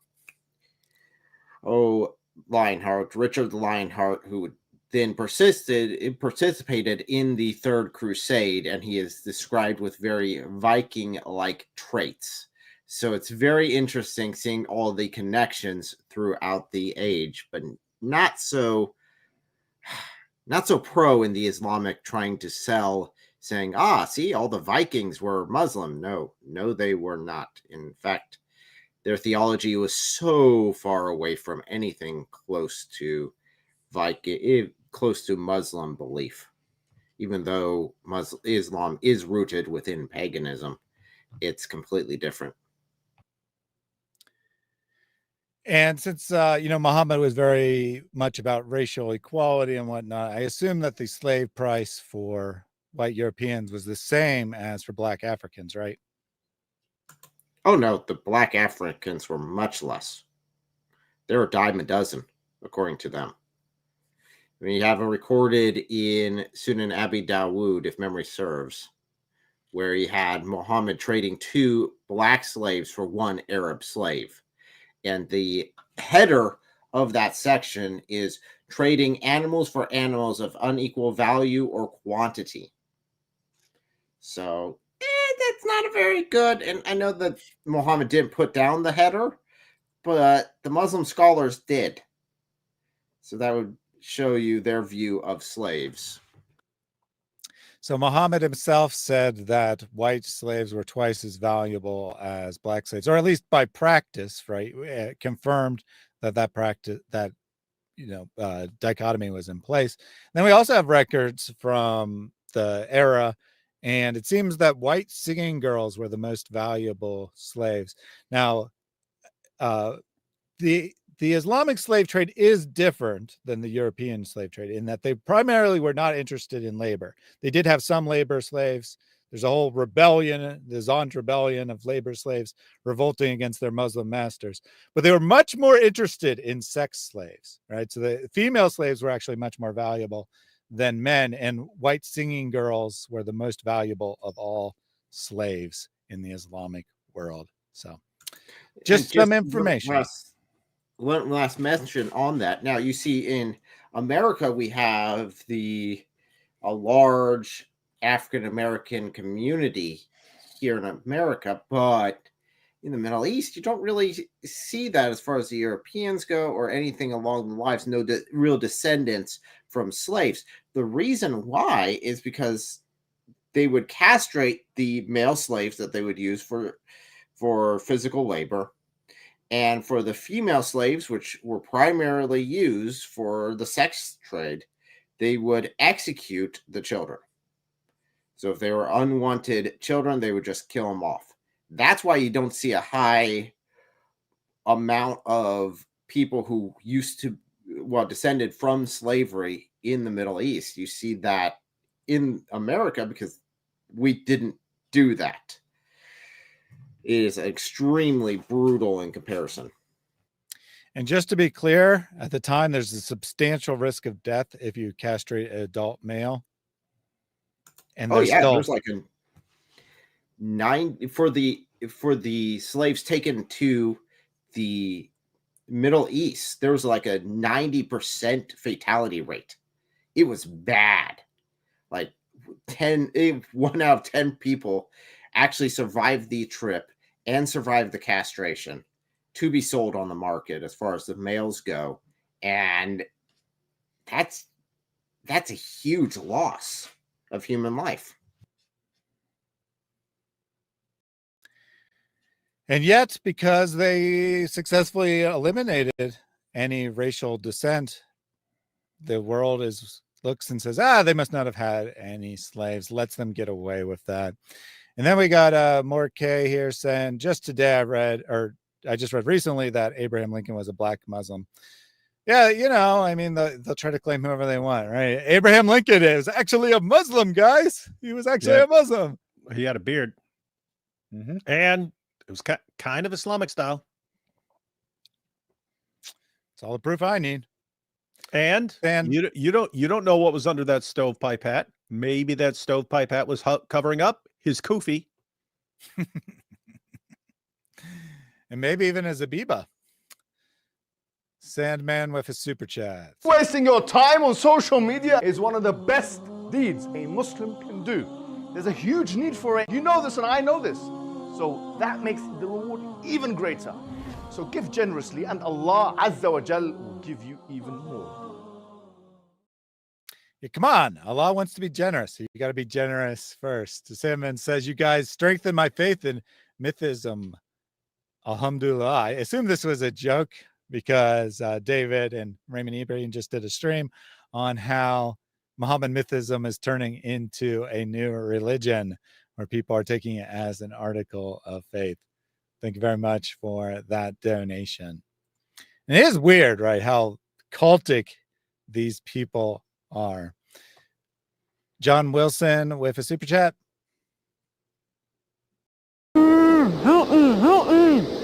Here's the sad news. We are running out of funds. All our work is going to stop unless people like you watching this video will help us. Your donations can get you a share in a reward and reap those rewards for years to come, inshallah. This is not a donation or a charity, but an investment for your hereafter. Says, I don't think Eric is in on the horns of a dilemma. And so, Eric, is this true? Are you not in on the horns of the dilemma?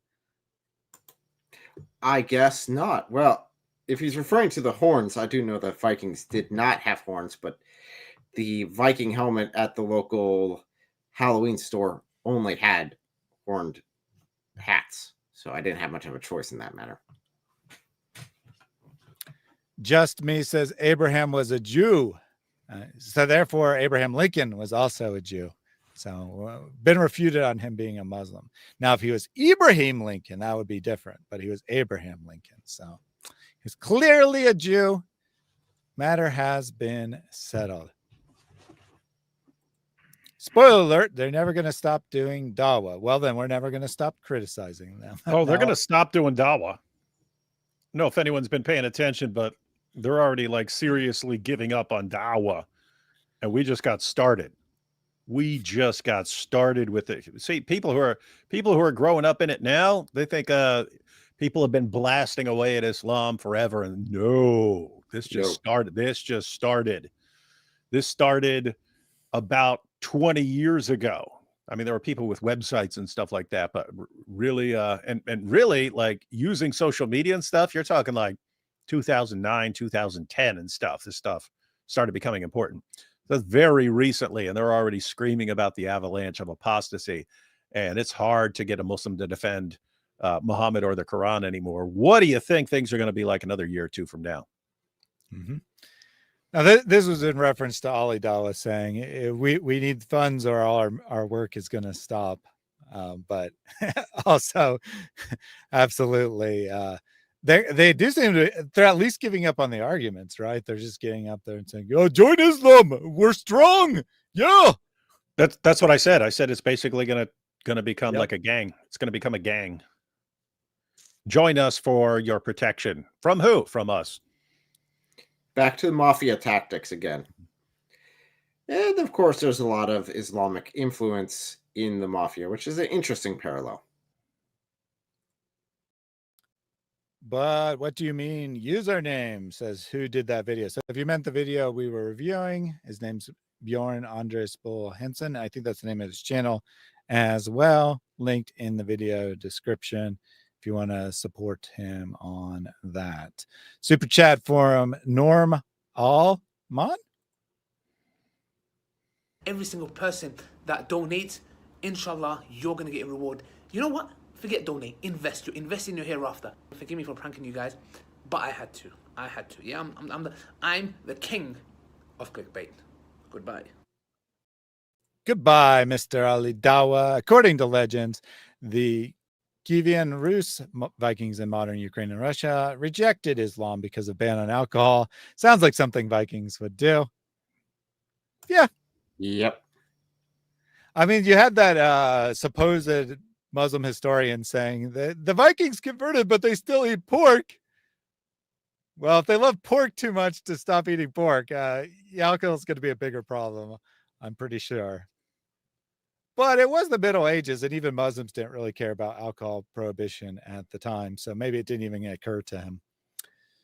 Protestant believer triggered happy birthday, says happy birthday, Zoot Viking. Mm-hmm. Songs of relief. Hey, my birthday. Songs of relief with a super chat. Brother makes a good point. Mm-hmm. Brother definitely makes a good point. I don't know which point, but at some point, brother made a good point. Pete has refuted us. Muslims breathed air. Vikings breathed air. Ergo, Muslims were Vikings, or Vikings were Muslims. I have to say that is the best argument from Islam I've ever seen. Well, we do have a competitor from Inspiring Philosophies. Vikings had beards. Vikings don't celebrate Christmas. Vikings had multiple wives. Therefore, Vikings were Muslims. Pretty archaic. I don't think Vikings actually had multiple wives. They had concubines. They had multiple concubines, sure, but I don't think they had multiple wives. Well, I'm going to have to say that you're wrong there, Eric, because according to this 1972 study by Professor so-and-so at the University of Who Cares, I can refute everything you're saying. I could be completely wrong, too. I am open to correction. Mm-hmm. We have a super chat from Brigham Young. If you frequently say it, Allah would pay off your debts. So you can refer to it back again, inshallah. Said Islam is filled with phallus. See? This one's for Elle, I guess, since she made the phallus joke. Appreciate the donation. You're saying now? Oh, no, sorry. I just said indeed, indeed. Mm. And that is Bring what we see, exactly what we see when we look at all the Islamic sources. When we look at the Quran, when we look at the Hadith, when we look at the historical accounts, when we look at Sharia law, we do indeed see. And this is crazy. Probably one of my very favorite usernames of all. Bring M Young, peace be upon him. Do enjoy that username, and thank you for the donation there. We also had another argument from Inspiring Philosophy. Viking once stepped foot in Middle East, therefore they must be Muslims.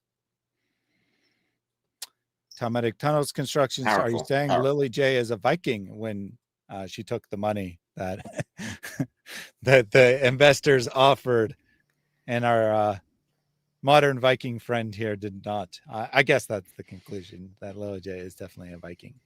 That is the Yeah, she took the dangle.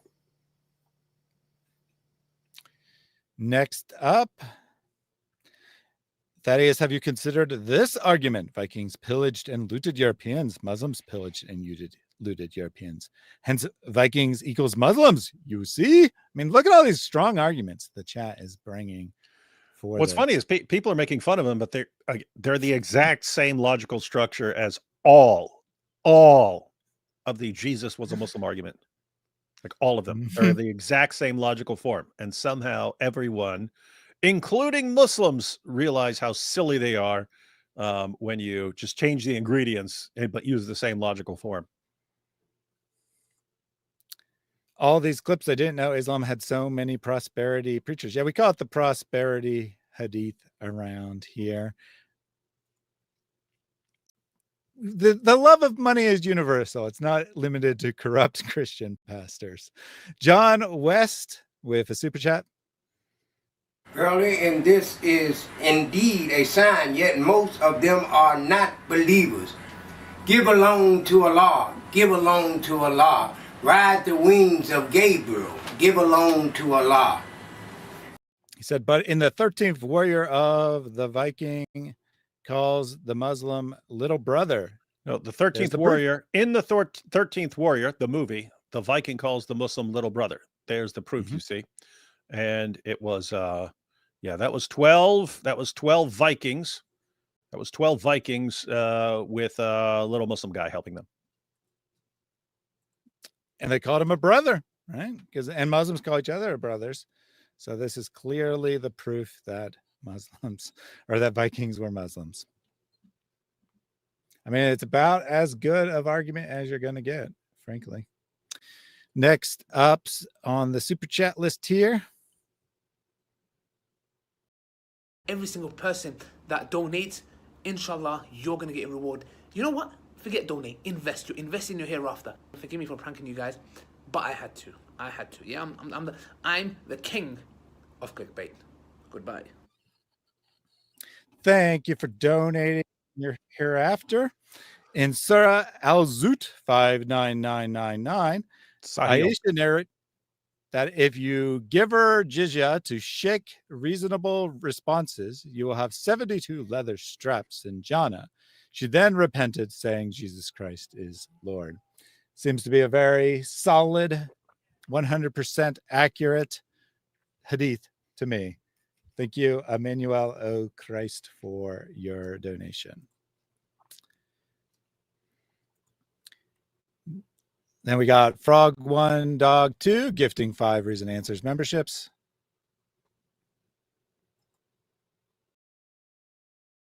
They give a loan to Allah. What is the reward? The reward in this life is that the money will come back double. You give 100, 200 will come back. Sooner or later. Believe me, all money that is given for the sake of Allah, it comes back. And I'm sure that all of you have experience. And I'm sure you all have experience with that as well. Frog1 Dog 2, regular supporter. He must be getting back 10 channel memberships regularly. Thank you very much for that. Billy Bogus asks if Allah has got a PayPal account. I'm not sure. I'm not sure. You're going to have to call your local mosque and ask how you can send PayPal donations to Allah. And then we got OJ NAFTA here saying, well, you cover the pastor who scammed $50 million from donors. I don't know what you're referring to. It's not really the kind of stuff that I would normally talk about. I do make fun of prosperity preachers all the time. I do say how they are not legitimate. I have no problem condemning them. It's not really a channel subject. And I assume you're probably a Muslim going, ha, ha, ha, a Christian did something wrong, therefore Christianity is false. And you're a hypocrite for not covering it. Yeah, there are other channels that cover that kind of stuff. Yeah, exactly. We call this discernment ministry in Christianity. There's entire people who that's all they do. I've never seen this in Islam, though. I've never seen anyone being like, you know, this guy who clearly did some wrong things is wrong. No. I have to say, there is a channel called Brother Haji, and he's been calling out the guys for sort of making profiting from the war in Gaza and stuff like that. He's been calling them out, and so hats off to him, because I know that's hard to do because you get attacked. Isn't that's a good point. Unveiled, and then, or of course, behind the veil, behind veils as well. Oh yeah, yeah. So they do exist. I stand corrected. They're just so unpopular in comparison. Whereas there are Christian YouTube channels that are very popular that do discernment ministry. I would definitely recommend Mike Winger's channel for anybody who's interested in that sort of video.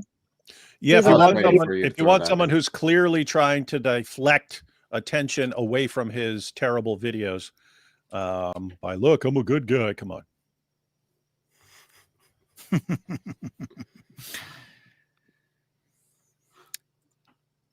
Yes, if you want someone here. Brothers and sisters, why to lose this great opportunity? Remember, when the person is on his deathbed, the last minute, he will ask Allah Jalla wa Ala to be delayed for 1 second to do what? Not to pray, not to do other things, but to give sadaqah, because sadaqah you can give it just like this, in 1 second. Thank you for that super sticker there. Before I rudely cut off Elle, she was going to say something in support of Mike Winger, I think. Oh, sorry. I think I'm just lagging pretty badly. But I was going to say something about, if you want to go watch a channel that David Wood is so jealous of that he has to constantly harass all the time because the videos are that good, go check that out. I call out evil where I see it. Just like Mike Winger does call out evil. He pretends to. Mike Winger probably has Mike Winger probably has some racket where he's like, hey, prosperity preacher, you send me $100,000 or I'll make a video exposing you. And then if they're like, no, we will not be blackmailed by you. And then he's like, oh yeah, watch this. And then makes a 4-hour video attacking them. That's actually a hilarious business structure, and I think it's funny that you're the one who came up with it, David. That's how these guys do it. Mm-hmm. For a non-controversial, not that Mike Winger should be controversial, but for a non-controversial endorsement, Fighting for the Faith only does discernment ministry as well. Pretty popular channel. Elder Dawah Troll with a super chat. O son of Adam, spend. I will spend on you. Give, then I will give you. It's difficult because you know what? These are my last few. As it is, the price is going up, the rand is going down. This is happening. Excuses. Those are excuses. You give and watch what Allah does. So the Elder Dawah Troll says, I'll never stop Dawah. It will be stronger. Thank you, Mr. Elder Dawah Troll. El Cid says, funding Ali Dawah's hotel wife gets you awards. Indeed, it does. Jack Ray with 5. I mean, keep in mind that's completely serious. It's Hijab and Ali Dawah, and they've said that. Hijab said that he would estimate 85% of the guys in Dawah have done these polygamous marriages and so on. And we're familiar with what hijab has done. We're familiar with what Ali Dawah's done. But keep in mind what they're saying. Hey, send us donations, send us donations, send us donations. Allah will bless you with way more. For what? For funding our hotel wives. Send us money for hotel wives, and then Allah is going to really reward you, because Allah really wants us to have as many hotel wives as possible. So he's gonna multiply your rewards if you fund our hotel wives. Yeah, I mean, one of the excuses that Muhammad Hijab gave to Aisha as to why he couldn't be a proper husband is because if I gave all the women around me in the Dawah scene money, there would be nothing left for Dawah. So they're taking some funds, and he actually sent the funds that were intended to pay for the hotel room to one of his Dawah buddies, pretended it was a donation to Dawah, and then had his buddy give the money to Aisha so she'd pay for the hotel, so that there'd be no trace of him paying for the hotel room or giving her money or anything else. So that's where your Dawah donations are going, people. They're going to support the lifestyle of Muhammad Hijab and Ali Dawah. And for the foreseeable future, probably the rest of his life, Muhammad Hijab is going to be paying off his massive debt to the kuffar for his stupid lawsuit that didn't work out for him. So if you want to donate money to secular reporters, anti-Muslim sources, by all means, donate to Muhammad Hijab, and it will just come to us in the end anyway, because he owes us so much money. And no doubt will have not learned his lesson and continue to waste Dawah funds. Jack Ray with that whole court case was crazy. I mean, think about this. This is all. It's always the same thing with hijab. He's obsessed with controlling what other people say, and he keeps trying different ways to control what other people say, and it's just blowing up in his face. Hotels are in limited supply and high demand over there. They really need those funds. And as Cheeky says, pay that jizya, hijab. He's feeling himself subdued. He was like, I'm the big man, I'll make all these lawsuits. And now he's feeling himself subdued. So perfect. Exactly as intended. All right. For real this time, Jack Ray with 5 gifted. Who ate the apple? You ate the apple. The whole apple. Yes, the whole apple. You ate it.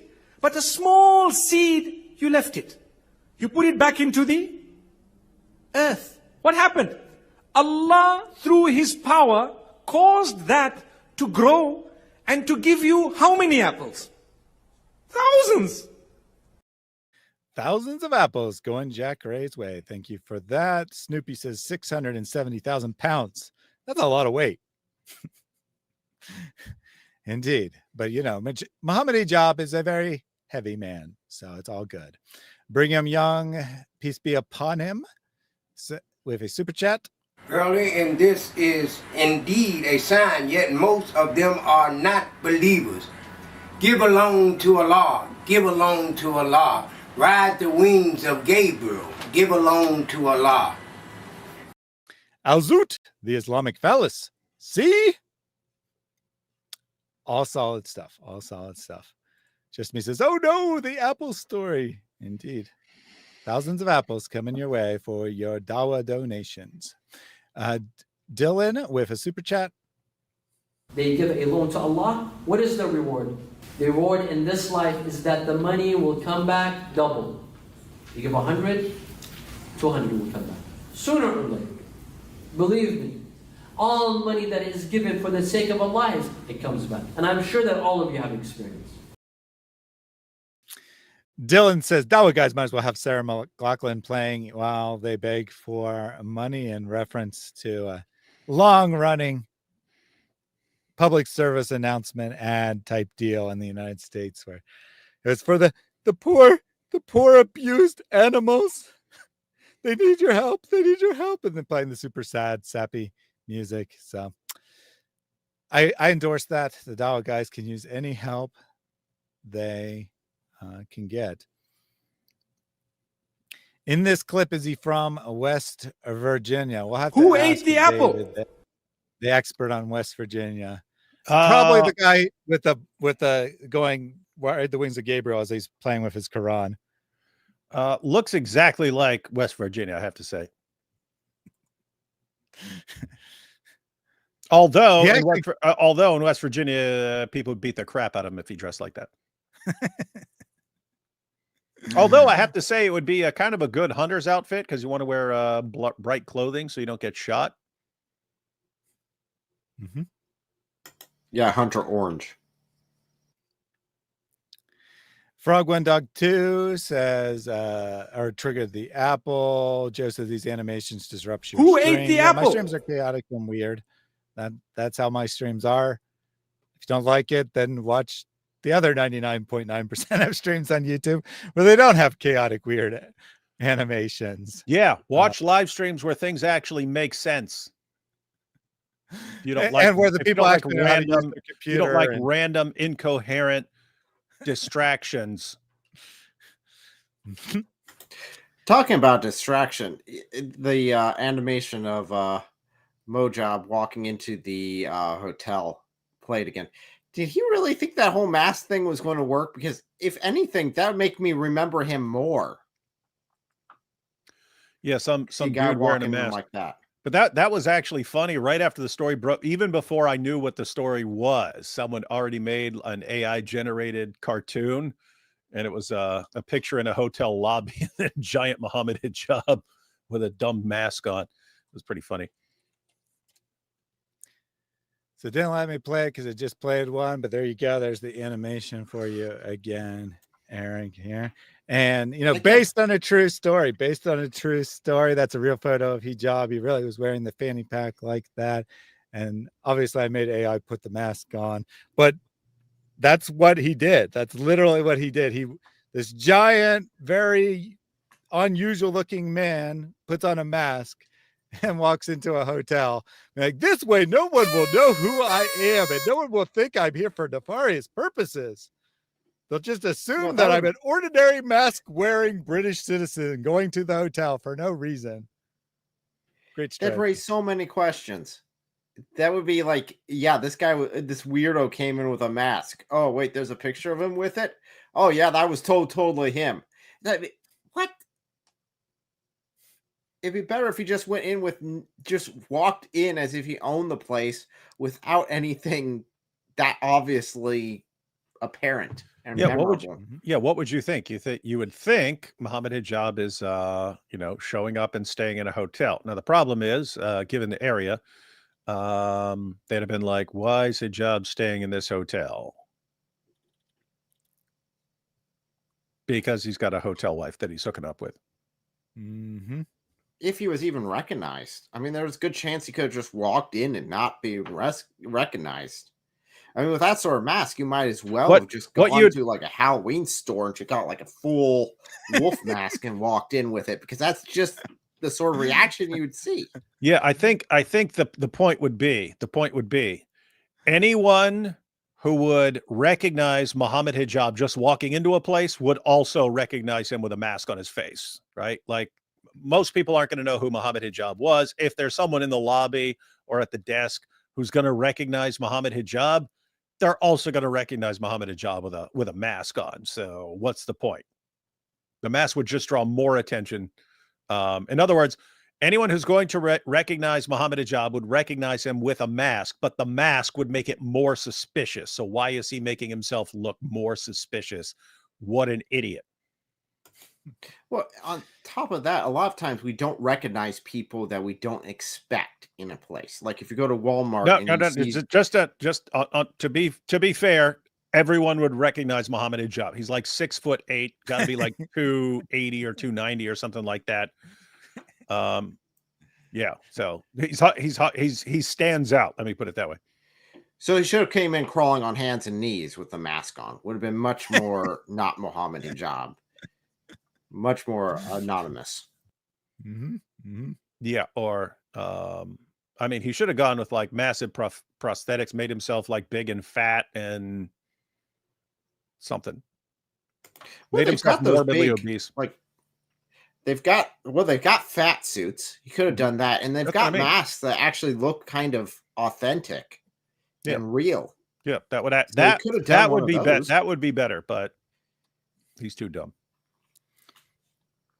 Yeah, I mean, I think that he probably actually thought, like, I'm such a big celebrity that everyone always recognizes me everywhere I go, when in reality, you know, even in the UK, probably only 1 or 2% of the population, if that, would recognize him.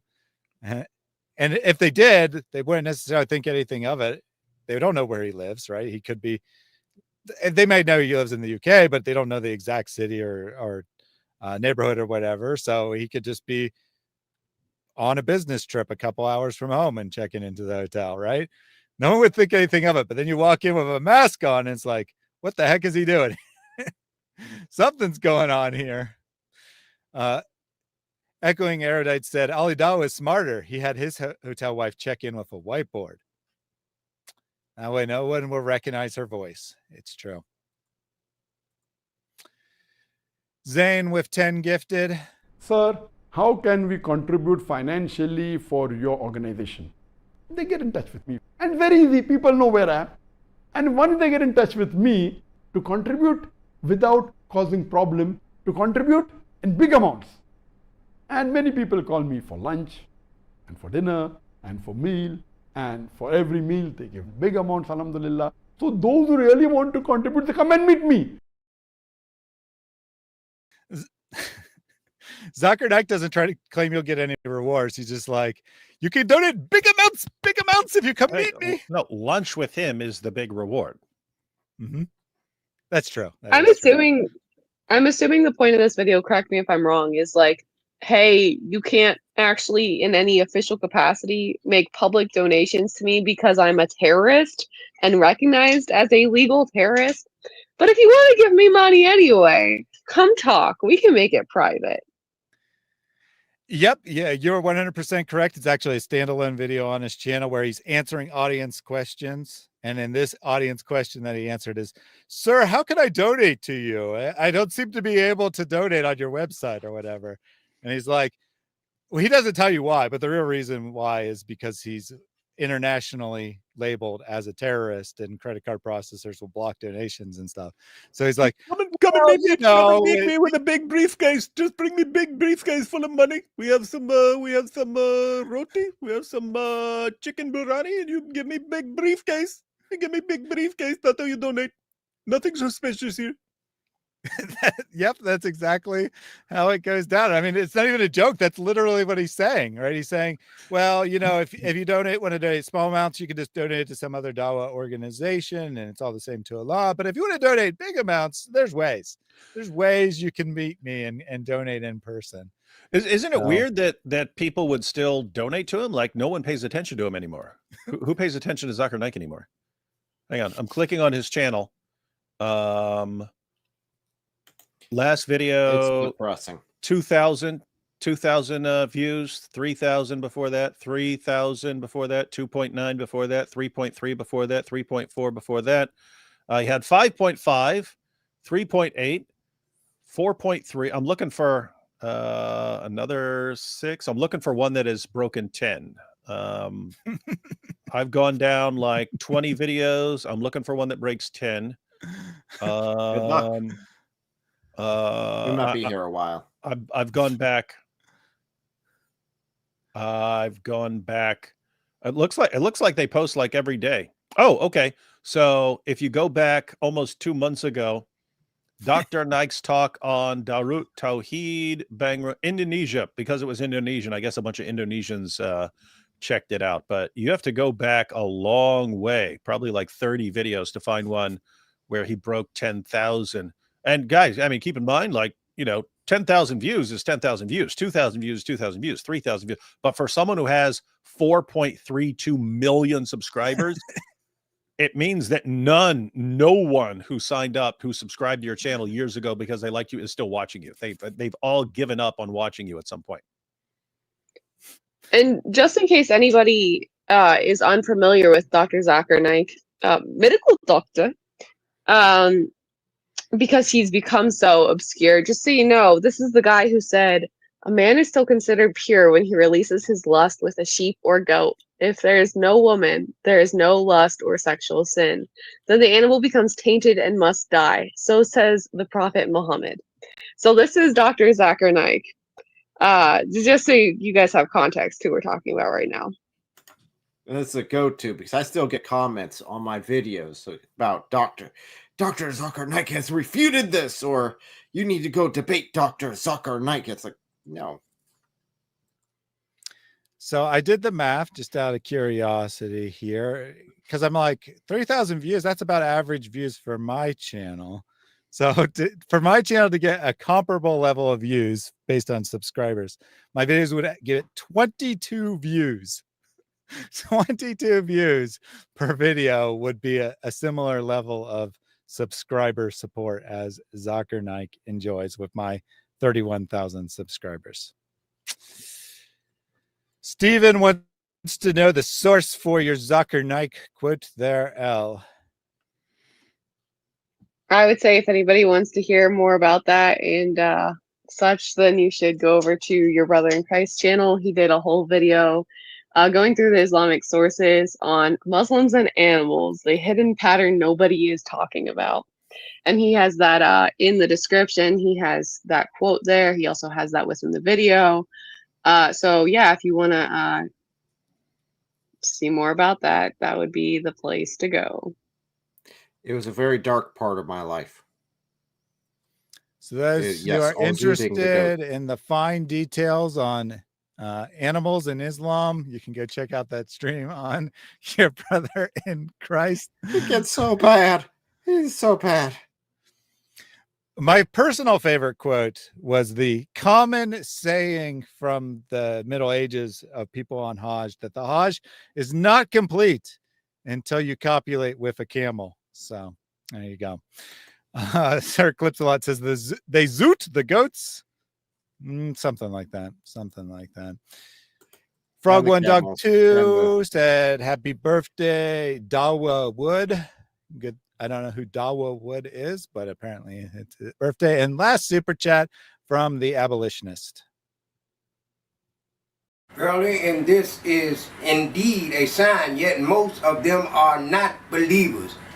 Give alone to Allah, give alone to Allah. Ride the wings of Gabriel, give alone to Allah. I prefer to invest with Jesus because he is a Jew, you see? Yeah, that's a good point. I mean, the Jews control the world and the banking system and all the money. So if you're going to give a loan to someone, it should definitely be a Jew, and Jesus would be a good choice since Jesus was, in fact, a Jew. Thank you for your donation there, and thank you to everyone who tuned in tonight.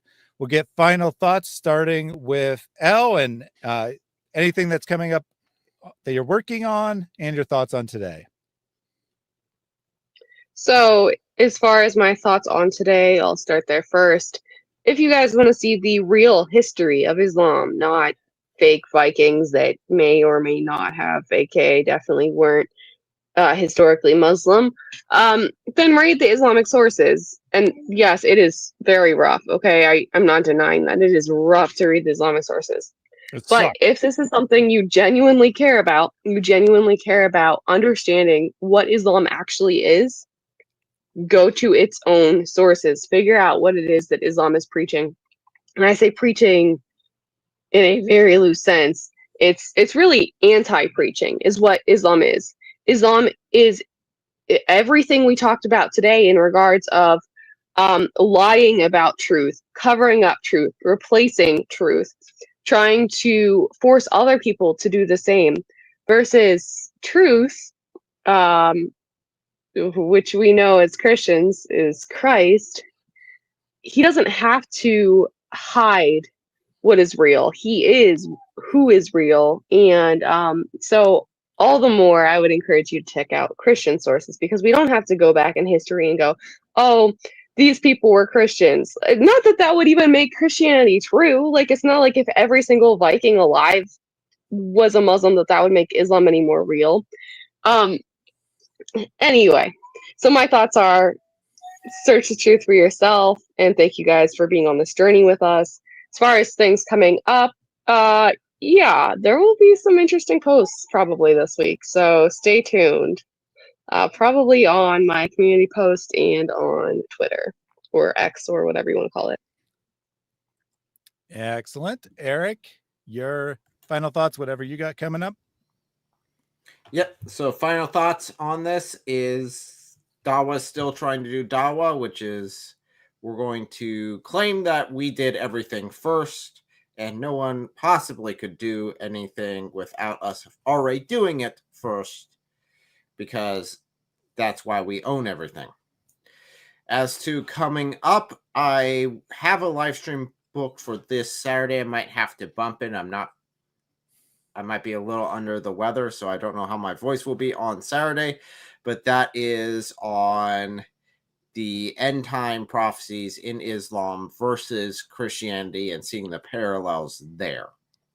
So that's what I have coming up. And also, I just got a notification that my channel is actually 10 years old. So I'm getting there. Older than Aisha. Yeah, actually. Darn it! 6 years ago, I should have made a post about that. That would have been funny. That would. Anyone who started your channels at some point, pay attention to when they're 6 years old or 9 years old, because you can make some funny jokes. And then if they're ever 30 years old, you can say your channel's been around for 30 years, like the 30 Menevals or something. Your thoughts on today, David, and anything you want to promote?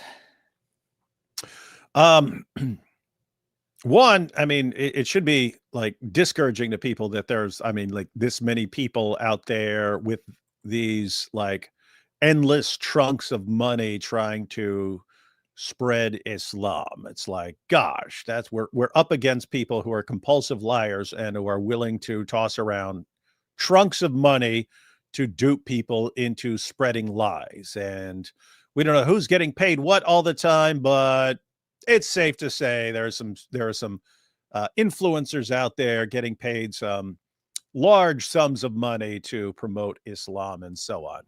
But the positive side there is think about how pathetic Islam is. That's what they have to do. That's what kind of panic mode they're in because of the avalanche of apostasy that they're doing this kind of nonsense. So that should be encouraging to keep going because they're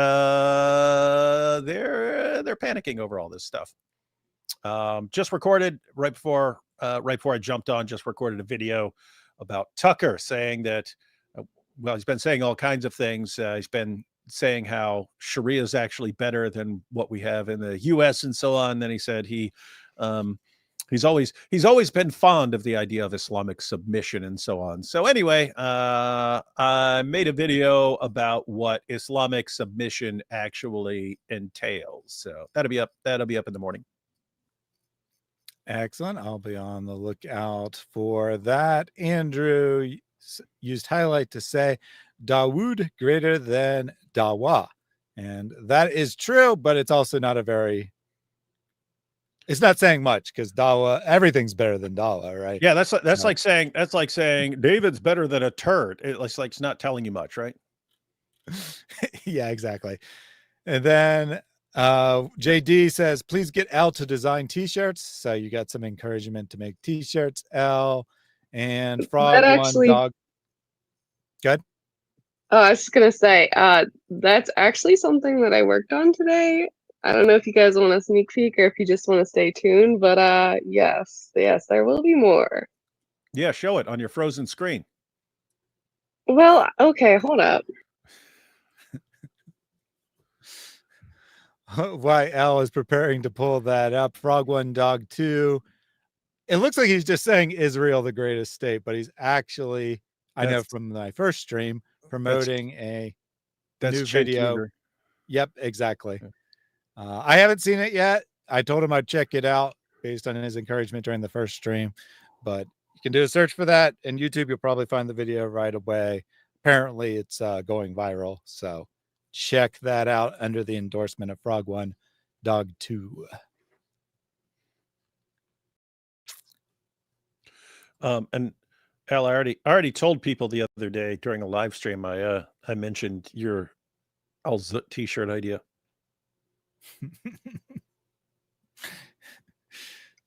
Well, you guys can get a sneak peek of what that looks like.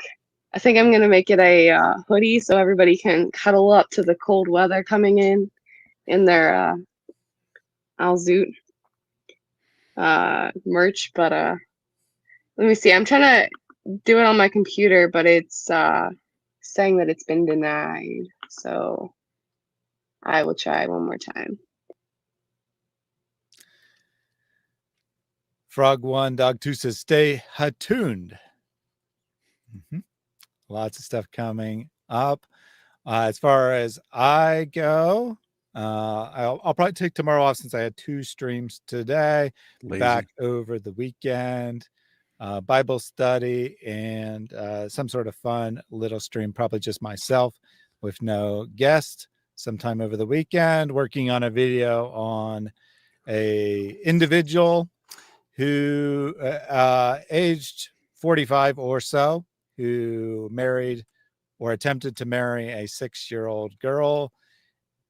In Afghanistan, the Taliban intervened to tell him, your marriage is good, brother, but you got to wait till she's 9 to climb on top of her. So the Taliban informing him of the prophetic tradition properly there. And we'll ask why is this happening? Why is this happening?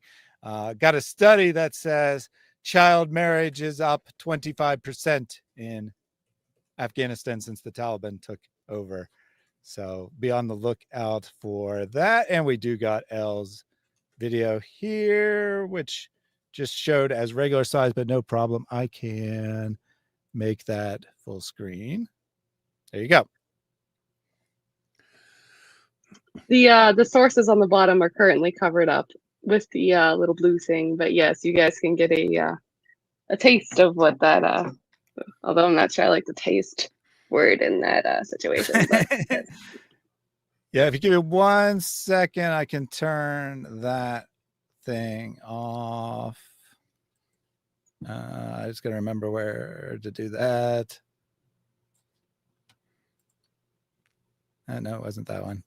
Well, I can't I can't remember which one it's actually on. So it's gotta be this one. It's gotta be this one. Here, 1 second. I got like 30 inputs into it, so I gotta remember which you one. said 30 inputs in a story about a zoot.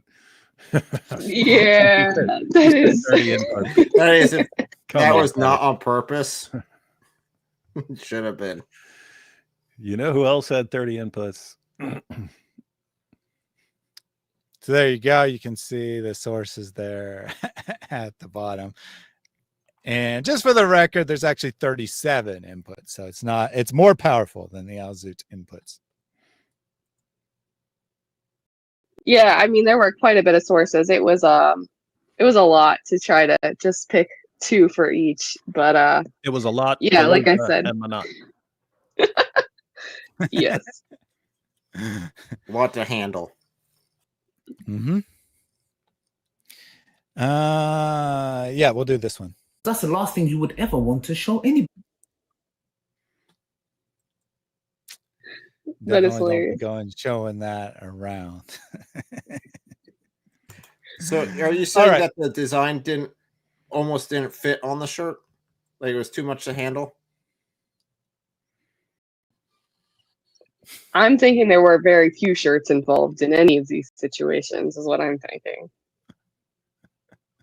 But it can be on yours. Yeah, you too can walk around with shirts that talk about the glorious night ride of the Prophet Muhammad. So there you go on that. Protestant believer said banner. I don't know if he's telling me to remove the banner or saying that you should make the shirt into a banner. Yeah, get like a 20-foot tall banner of that. Oh, that's what we need in Dearborn. billboard. That's what we need in Dearborn is a 20-foot banner about Muhammad and Al-Zut. I can have that made. Just give me the dates. Hey, it's actually funny. There are tons of Shias there, and the Shias will actually tell us Thank you for exposing all this sick stuff in the Sunni sources.